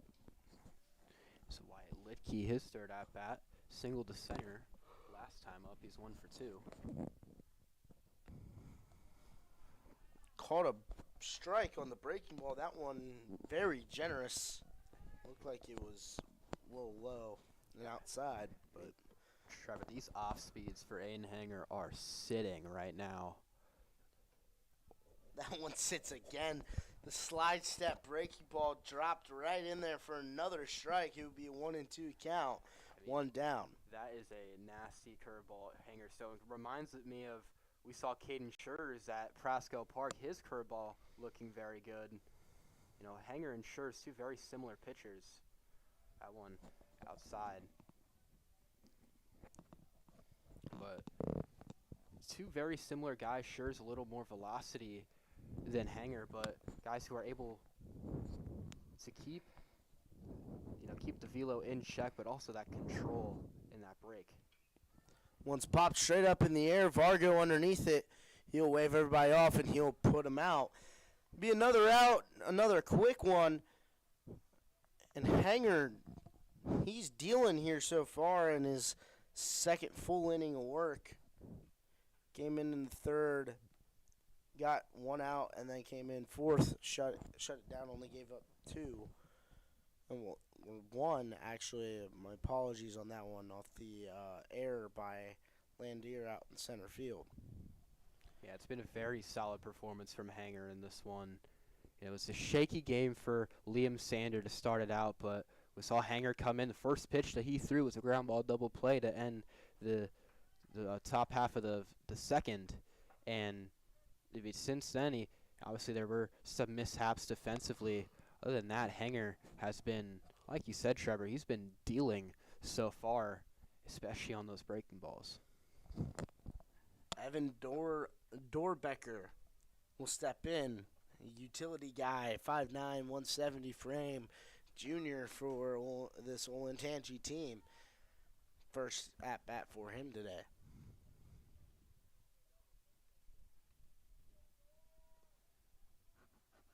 Hanger on the mound. He'll check the runner at first. He'll get set. Pitch. Breaking ball. Darce throws down, and that will be pulled off the bag.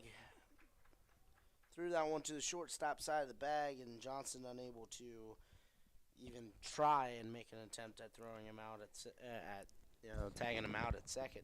Yeah, one just gets away from Darce, and the throw too wide going to the left. Nice play from Johnson, able to get in front of it, doesn't let it go into center. And now you got a guy in scoring position. You only have a 1-run lead. If you're Mason, you got to be careful.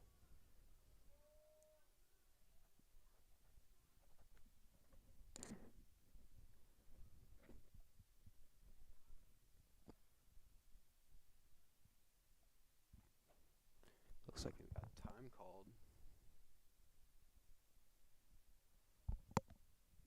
Not sure what it was for. They were pointing in the air. I mean, it probably had to be something in the air, whether it was like lightning or, which there is nothing on the forecast for today. Yeah, it's a very nice day so far. We do see some dark clouds out in right field, which could potentially lead to something, I know. Oh, it's a drone.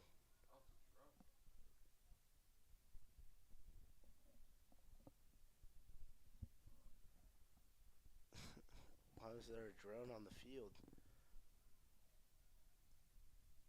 I don't think I've ever seen this before. I don't think I've ever seen this before either.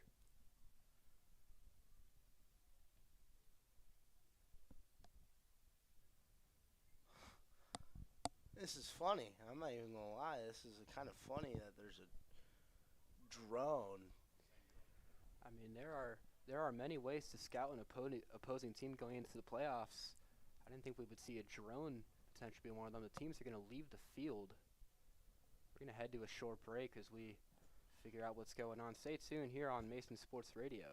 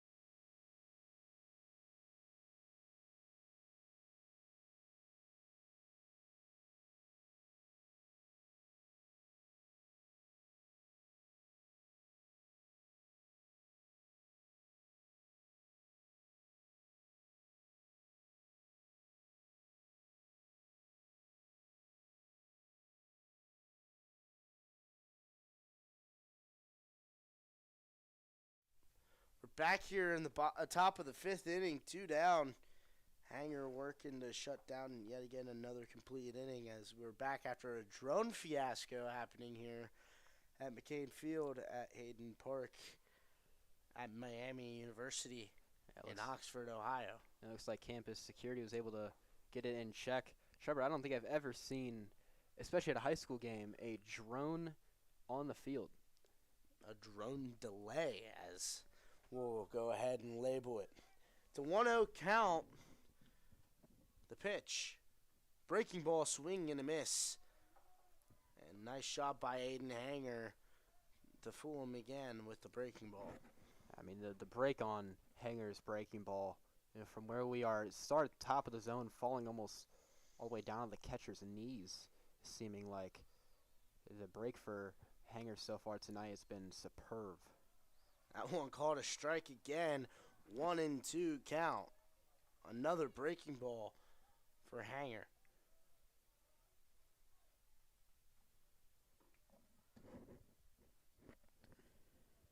Hanger sets. Big strikeout here. The pitch. Hit right to Cox. Cox grabs it. Throw over to first. And it's in time, and that one will end the inning. Hanger gets his second complete inning, and the Comets keep the lead 5-4 right there. We'll go ahead and head to the bottom half of the 5th inning. The Comets still have the lead. We'll be back here on Mason Sports Radio.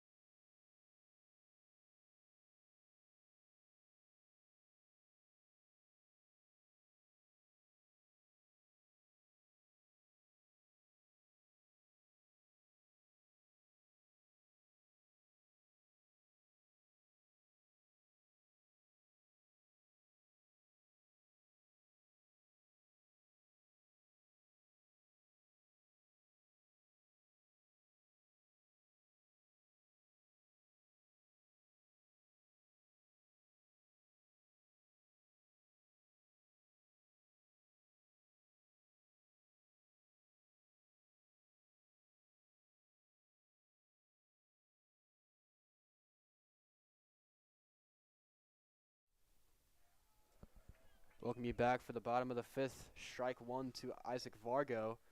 Isaac, his third at-bat of the game. Got the rally going in the 4th thanks to a single into right field.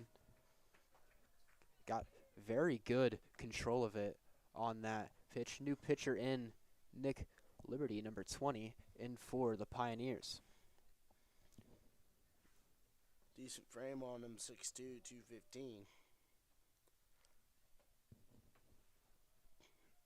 0-2. Strike 3 looking. That's a close one on the outside there. I don't know if I agree with that, but either way, Vargo is retired to start the bottom of the 5th. I mean, the Comets got some of those calls last inning, too, that kind of, they're trying to even them out. First pitch into center field for Grant O'Connor. That's a base hit. He's on here in the bottom of the 5th with one gone. That one almost caught by the pitcher, Liberty, and that one would have stung for Grant O'Connor if he was able to catch that one. So he's on with one out. Drew Johnson steps in. He struck out and worked a walk last inning. Comets trying to add some insurance to the one-run lead. Look to drop a bunt. Pulls it back. Catcher looks back. O'Connor at first. Makes the count 1-0.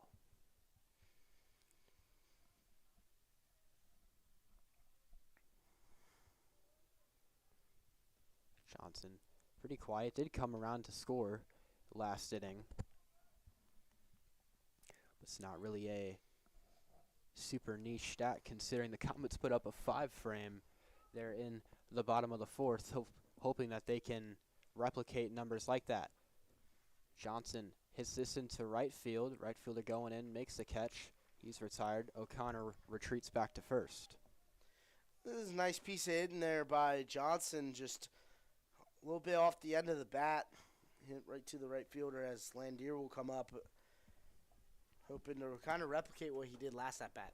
Absolutely. It was an RBI double down the right field line. Got the Comets' first points of the game, or first runs of the game. Throw back to first. That's close. He's back in safe. And the Pioneers have not been shy of the pickoff attempts. Multiple today, but multiple per at bat. What it looks like. That fastball upstairs, it's a ball. But we've seen a couple times today that the Pioneers have looked back at a runner on first 3 or 4 times.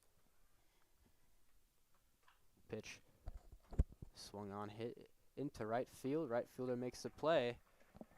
Only takes 4 batters for the 3 outs here in the bottom of the 5th. We'll head to the top of the 6th. Comets still hold a 5-4 lead.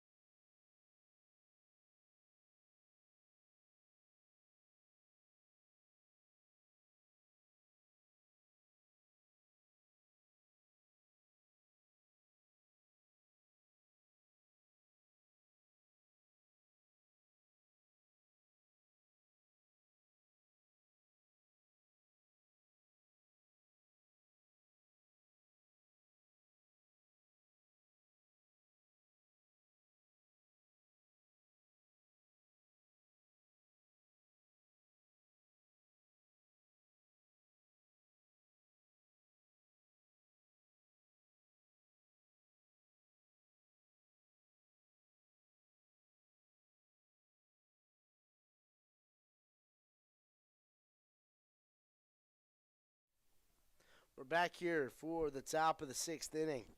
Hanger's still dealing on the mound. He'll come out for his 3rd full inning. He's pitched 2 1/3 so far. Leading off will be Zane Kunzak. Gonzaga was hit by a pitch in his first at-bat, came around to score in the second, was the first run for the Pioneers, and struck out. On chopped third base side foul ball. Be a 0-1 count. It was the first strikeout victim to Aiden Hanger. Hanger hasn't had a lot of punch-outs. Actually, this one, Kunzak being the only one so far.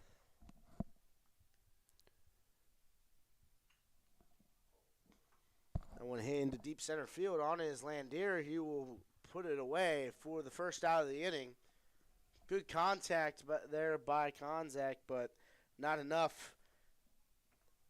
Back to the top of the lineup.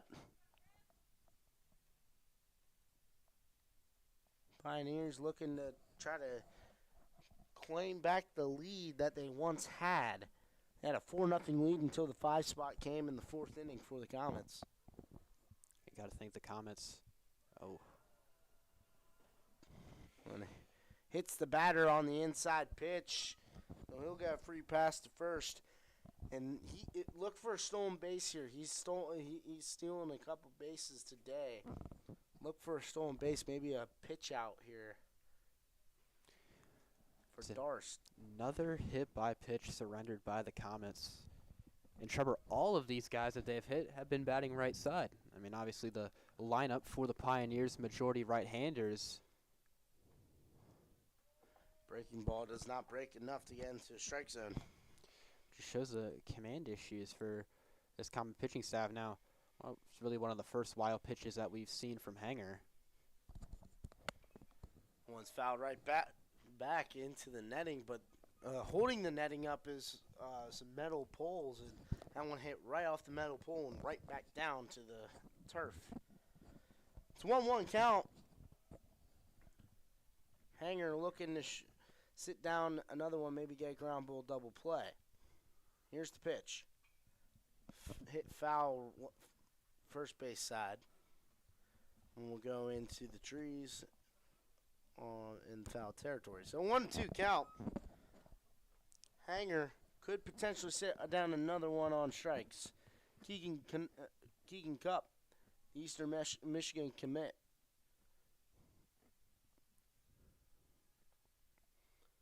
Pitch.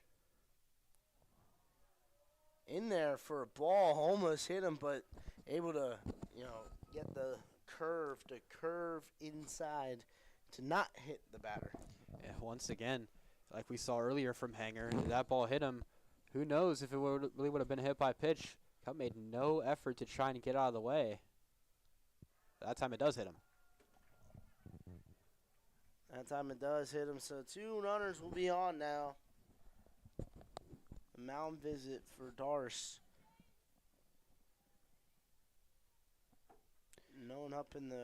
One person up in the Comet pen.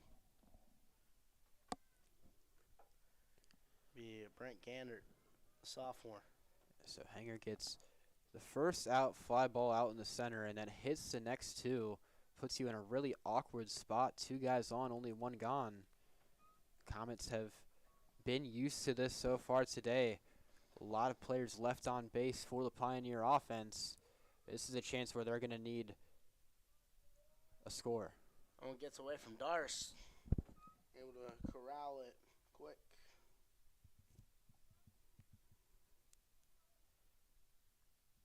Two runners on, 1 down.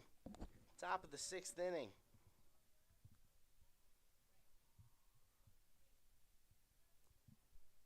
The pitch on low, blocked by Darce. Both runners will concede the steal on the double steal. Yeah, and there's the double steal working to perfection. You kind of had to see it coming. They do a lot better job executing that than the Comets did earlier today. And now, I said it a couple times, that eliminates the ground ball double play with 1 out.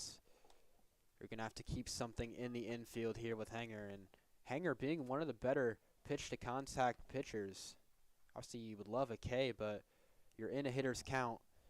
You just got to hope for a force. The pitch. Hit right back up the middle. Hanger checks the runner at third, throws over to first. That is what we call PFP's, pitcher's fielding position.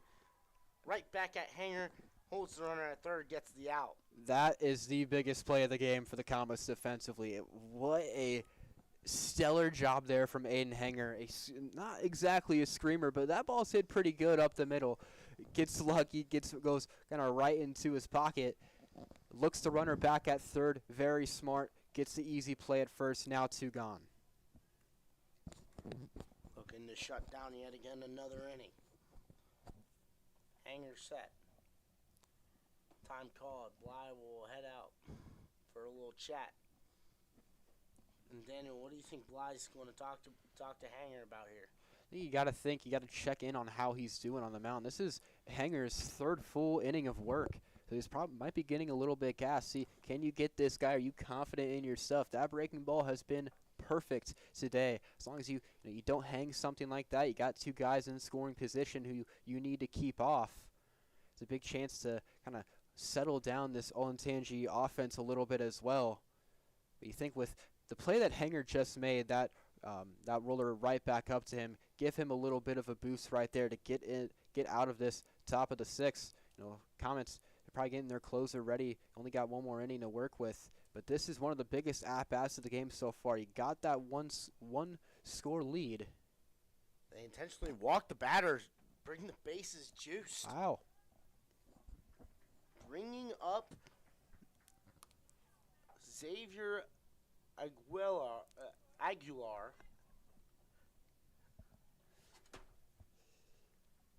Interesting move here. Still 2 gone. You obviously didn't like your matchup there if you're Coach Bly. But, maybe you would like that intentional walk last at-bat to try and get that double play. But here, Not like it necessarily would matter a whole lot. You still just got to get that one out.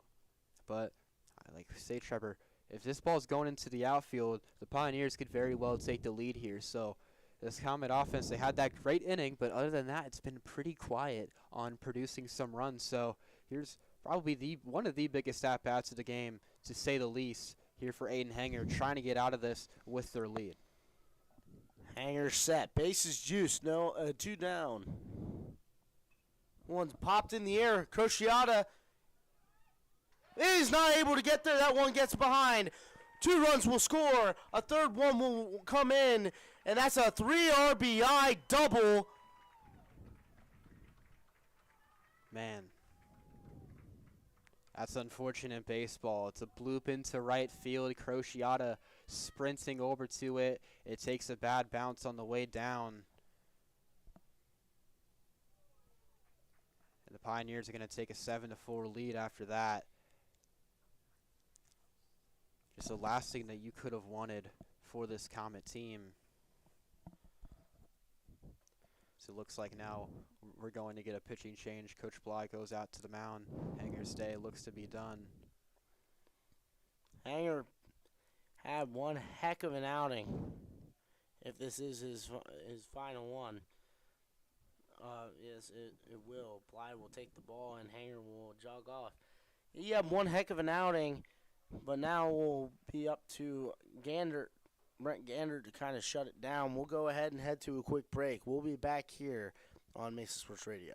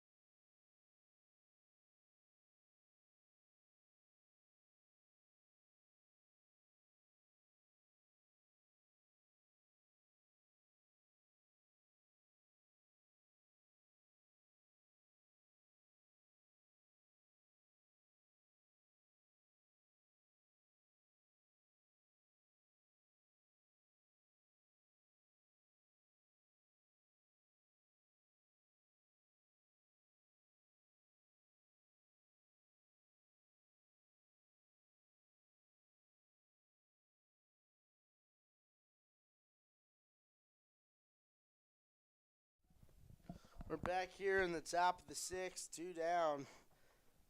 It's like a pinch runner will go out to second. Jose Lopez Jr. A new pitcher on for the Comets, the sophomore Brett Gandert. Only 1 inning of work on the year so far. Once shipped into center field, Cade Landier's on it, and he'll put him out. The runner tripped on rounding third, but doesn't even matter because that will end the inning. Gander, 1 pitch to end the inning. We'll go ahead and head to another quick break as we head to the bottom of the 6th inning. Comets down by 2 here on Mesa Sports Radio.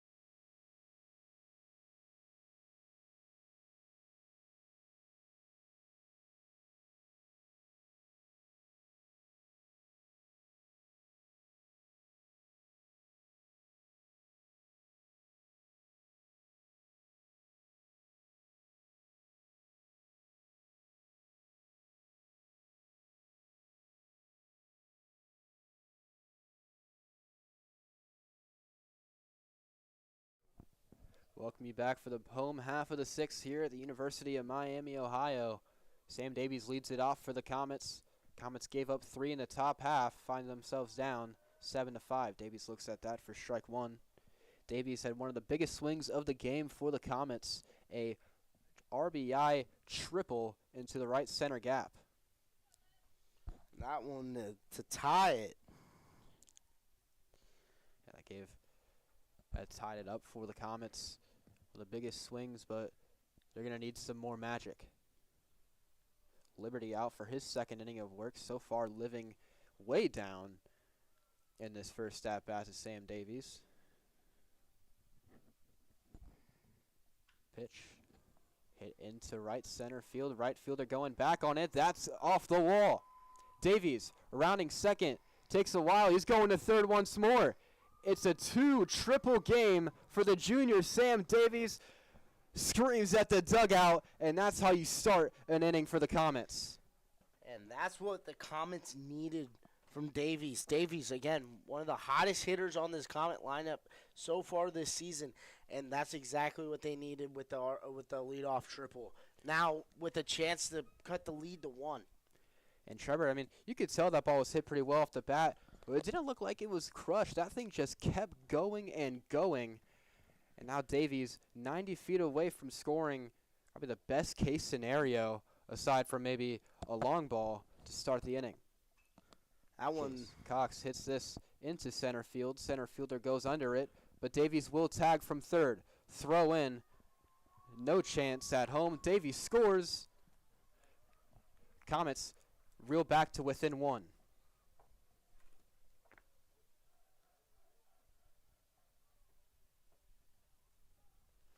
So Chase Cox does his job, unable to get on base, but keeps this game within striking distance for the Comets. Base is now empty for J.J. Darce. But hope that there's some momentum. One upstairs and away to the catcher. And that is typically what you would like to see from Chase Cox, getting the sacrifice fly RBI. So that one will stay outside for a ball. Darce has a chance here to get another big hit and another big at-bat and try to extend the lead. And Darce ripped a single in his last at-bat, made it all the way to second. That one inside, it gets him. Darce is aboard with with 1 gone here in the bottom of the 6th. Hutch Cruciata comes up.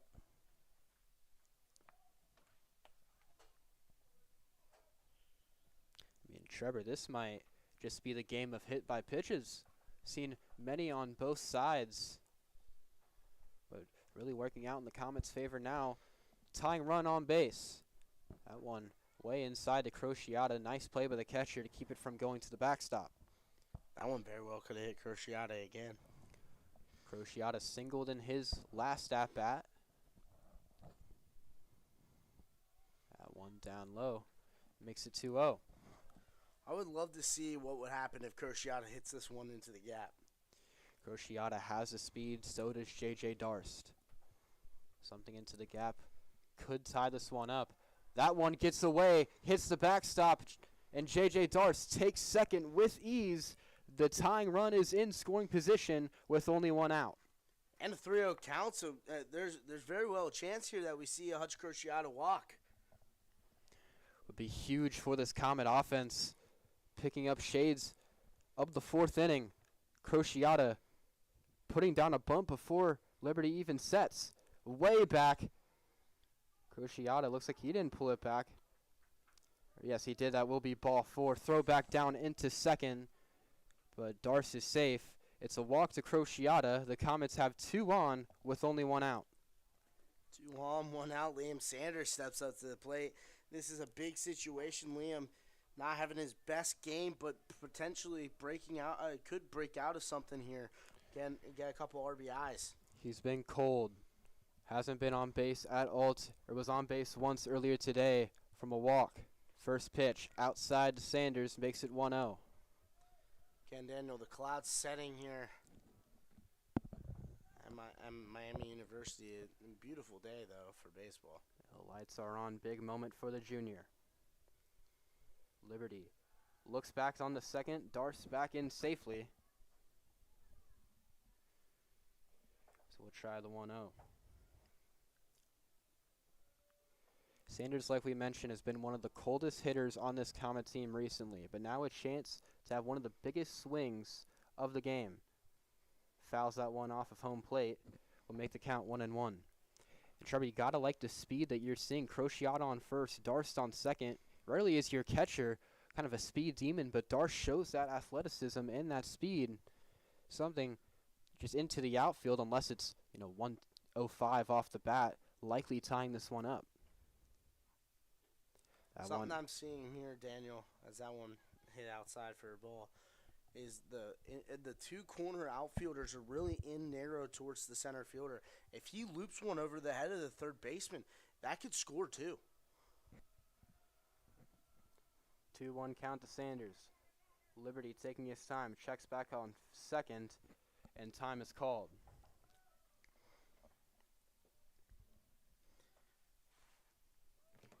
Sanders, a blue base hit here.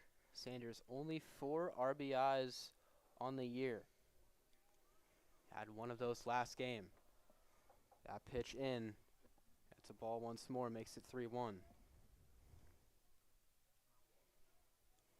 He was in a very similar spot like this versus Kings earlier this year. He ripped an RBI double into left field. A chance to do that once more. The 3-1 to Sanders. Swings, fouls that one off. Behind the plate. Count now runs full. Just a big at-bat here for Sanders.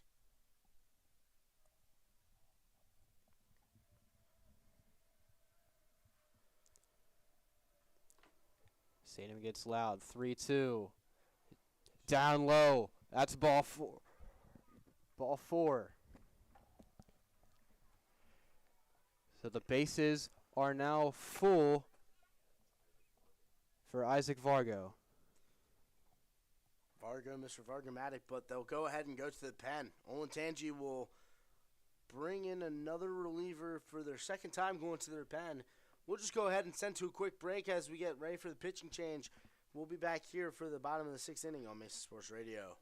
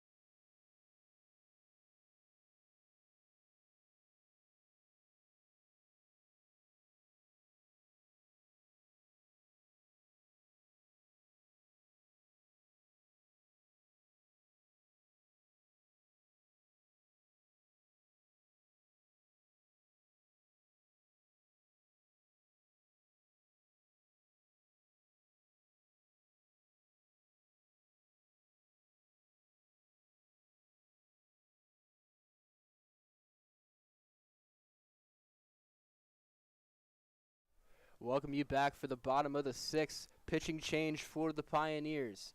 It's Landon Blinkerchip, the junior, number 21. Stepping in for the Comets, the junior Isaac Vargo, with one of the biggest chances this season that the junior has had. Bases loaded, down by 1. Vargo singled in his last at-bat to right. Blankenship sets. First pitch. Down low, falls for a ball. Nice change up there, great action, but it goes way, way low. Fargo missed 12 of the last 13 games for the Comets. And since his return, this game being his return after about 9 missed, has had an incredible game. This one hit in the right field, goes foul. Makes the count 1-1. All he has to do is straighten that one up, and that's 3. That's 2, at least 2 coming across. Now makes the count 1-1. Last thing you need is a double play. 1-1 to Fargo. Check swing did not go. Makes it 2-1. Fargo's doing a really good thing. Doing very well at working counts today. Same with this entire Comet lineup. They've drawn many walks. Fargo, not a huge power threat. Can get something into the outfield. Check swing. Throw back on to first.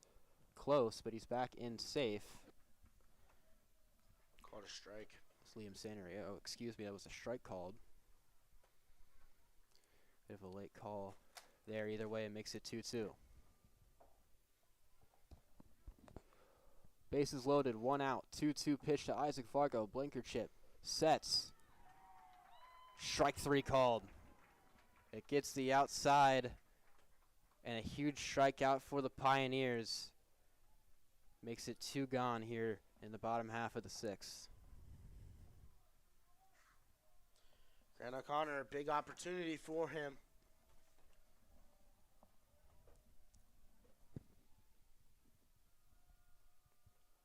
Blankenship sets. First pitch to O'Connor.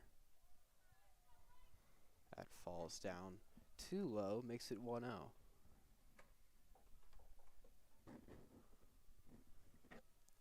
O'Connor part of that 4th inning rally where the Comets put up 5. So far the only inning in which they have produced runs. That one as well low. Makes the count 2-0.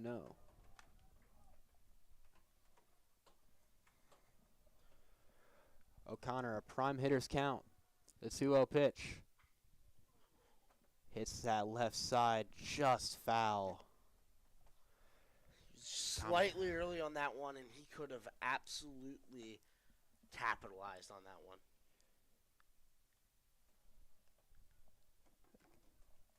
It's twice today that the Comet offense have had balls down the left field line rolled just foul. Now O'Connor. A 2-1 pitch. Outside. Makes it 3-1. This is where you have a no swing call here if you're O'Connor. You are not swinging at this pitch. A walk would tie it. Blankenship, 3-1. He does swing at it into left field. That's down. 1 run scores. Throw home. Nowhere near. The Comets take the lead in the bottom of the 6th. What a job by Grant O'Connor. He gets out in front of it, loops it into left field. 2 runs will score, and first to J.J. Darce, and then a sliding Hutch Crociata who gets pumped up after the hit. And the Comets now have a lead. This game has been back and forth all night long. 8-7 Comets. One of the best games that I've seen from this Mason Comet team all year. It takes the junior, Grant O'Connor, driving into a base hit in the left field, and the Comets find themselves back in the same spot that we did going into the 5th. Up 1, 2 out, and 2 on. Looks like Luke Tartabini will go ahead and pinch run for Liam Sanders on second, maybe to see if he gets one into the gap. Tartabini has speed. He's one of the quicker guys that got called up with the JV. Hopefully, trying to get in a run to kind of give the Comets some insurance as we head to the 7th. Yeah, we saw him come in the 4th inning, and when he did, that Pioneers pitching staff and defense was afraid of him swiping a bag. They picked him off, or attempted to pick him off, 3 times in 1 at bat. I'm going to speed that. All of them in a row. Yeah, no. One of the, like you mentioned, in the MLB, not allowed. Looks like that rule hasn't made its way to high school baseball. Could maybe make a case for it after today. It's been a pickoff showcase. But now a big opportunity for Drew Johnson. Johnson worked a walk. He flied out to right field in his last at-bat in the 5th. Now a chance with 2 on, 2 out. One of those runners in scoring position. Long pause. Johnson can be having a conversation with the home plate umpire. But now the Comets find themselves back in the driver's seat.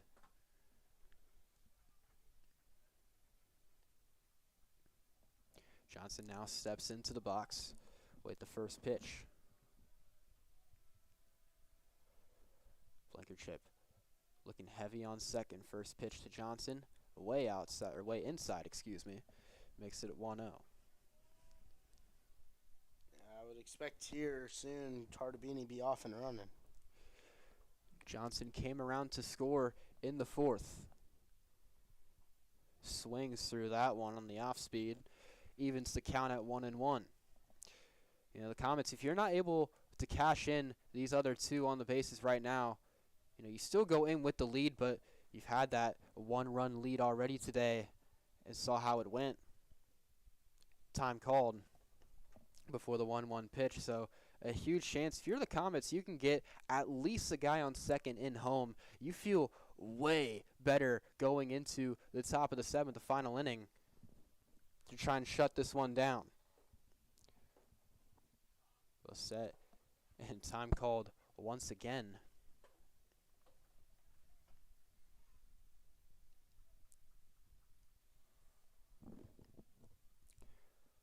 Steps in, Blankenship, the 1-1.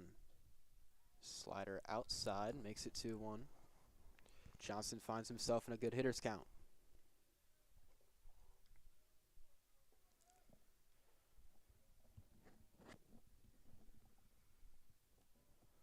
Blankenship keeps eyeing second.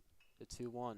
Hit left side. That rolls foul down the left, or down the third base line. Count now 2-2.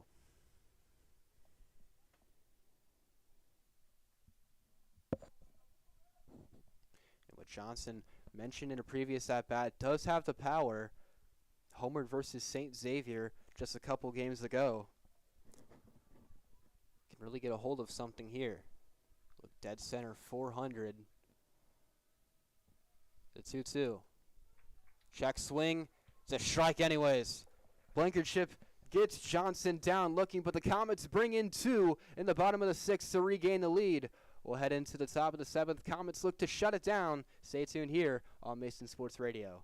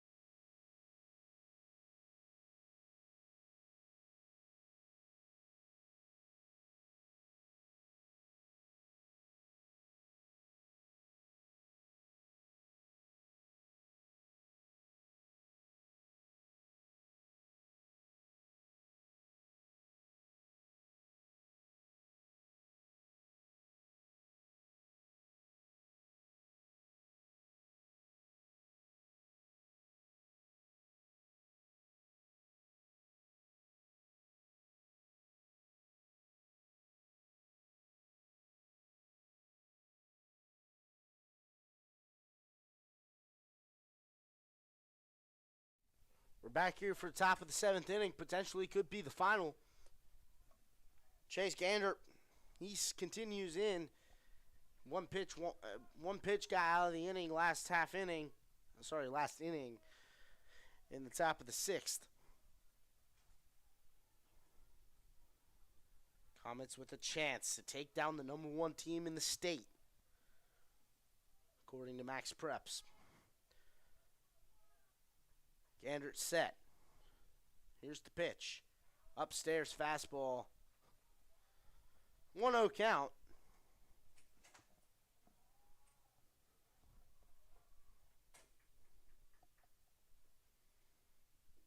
Time called.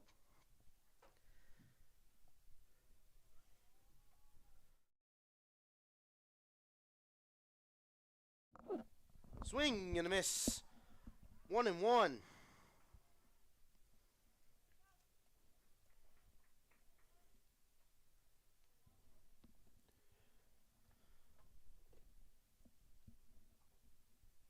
Well, conference between coach and umpire. Well, Trevor, here's such a huge spot for Brett Gander to prove himself as a very reliable arm for this Comet bullpen. You're in such a tough spot to be asked to do. You're facing one of the top teams in the state of Ohio, a one-run lead in the final inning, trying to get the save. For a guy who, coming into today, only had one inning of varsity experience, getting your name called in a spot like this shows how much trust that Coach Bly and this coaching staff is going to have in Brett Gander. And for a guy who's only a sophomore, you're going to have, that confidence in you getting those reps going for the next couple of years. So if Gander can get the save here, that's not only going to be huge for today, but going into the playoffs, what it could mean for confidence boost for this Comet team and just for Gander himself. Umpires having a conference after the Olentnagy coach not really happy about something that was going on. Bly back there defending his guy. I don't know if they were kind of yelling for a balk maybe on Gander. I have no clue what was going on. Umpire still conferencing down the first base line. Bly and the Olentnagy coach still chirping, kind of talking to each other like, hey, whatever you think's wrong, it's not wrong.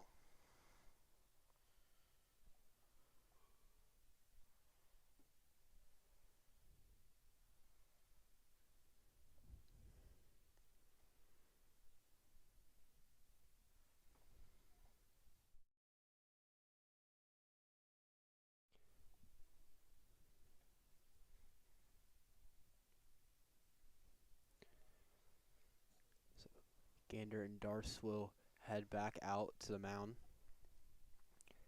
Probably get some warm-ups during the conference. Both coaches still talking it out halfway down the first baseline.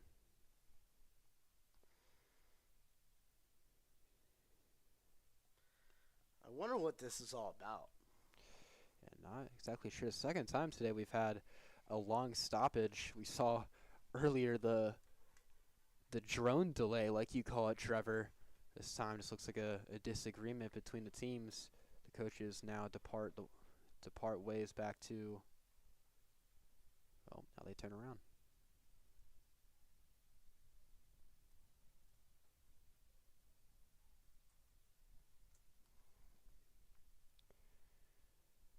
Now finally Coach Bly looks to make his way back to the Comet dugout.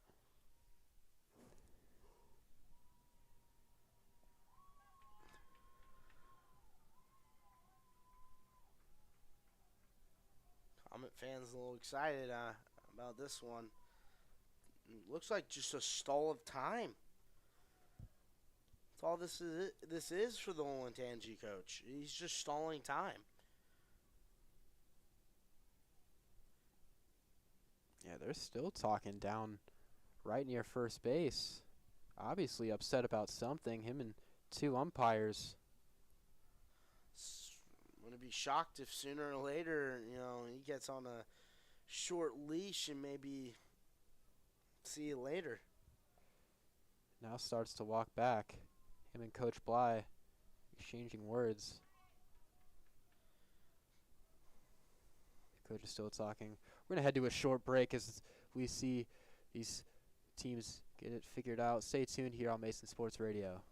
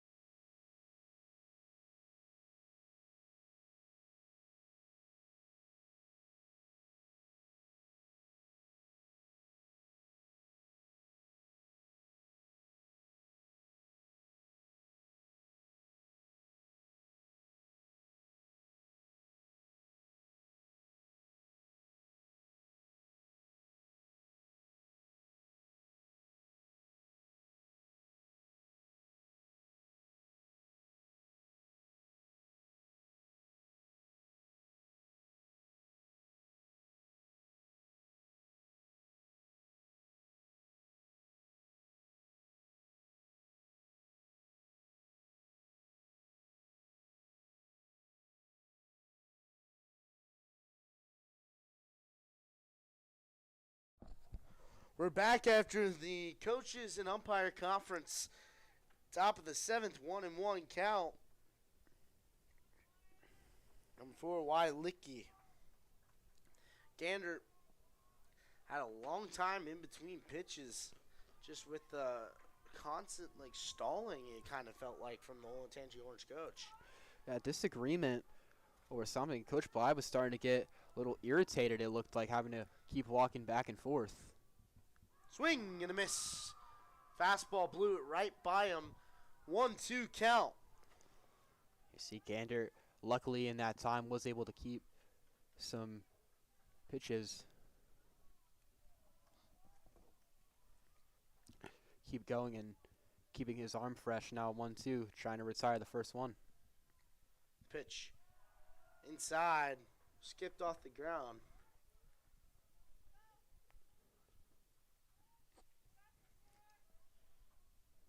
Caden Schur's warming in the Comet pen just in case they need him. Gander set. 2-2 pitch. Here's the pitch. Swing and a miss. Strike 3. He sits him down on strikes. 1 down. Only needing 2 more, and the Comets will win this game. What a huge win this could be. Nothing yet, but Brett Gander, that fastball is working for him on the mound right there. Blew 2 right by Licky in that at-bat. Now 2 more, and the Comets take this home. Here's the pitch. That one right down Broadway. Drops it in. Kobe Lewing up for Olentnagy and the Pioneers. You can tell Gander is feeling it on the mound. One a little bit high on the fastball. 1-1 count. And you got to like the spot for the Comets. Like you said, Caden Schur is warming in the bullpen. One of the most reliable relievers on this team. That one upstairs again. Go ahead and do it again with the 1-2 count. Gander kind of shifting the narrative from the pitching today. A lot of the misses coming from these pitchers have been down low in the dirt. Gander's missing high. That one inside again. 3-1 count. Yeah, Gander. See if Gander able to kind of fight back in this one. It looks like Gander thought he got the corner on that. One way inside, it's a walk. Yeah, inside walk will occur. But the Comets are able to turn the double play. As we know, they turned one earlier on the game with an Aiden Hanger first pitch ground ball double play. Yeah, the 6-4-3, one of the most beautiful things in baseball, and it could be so beautiful if the Comets could get it right here. That double play would end it. Looks like the Pioneers skipper out once more to talk with the umpires.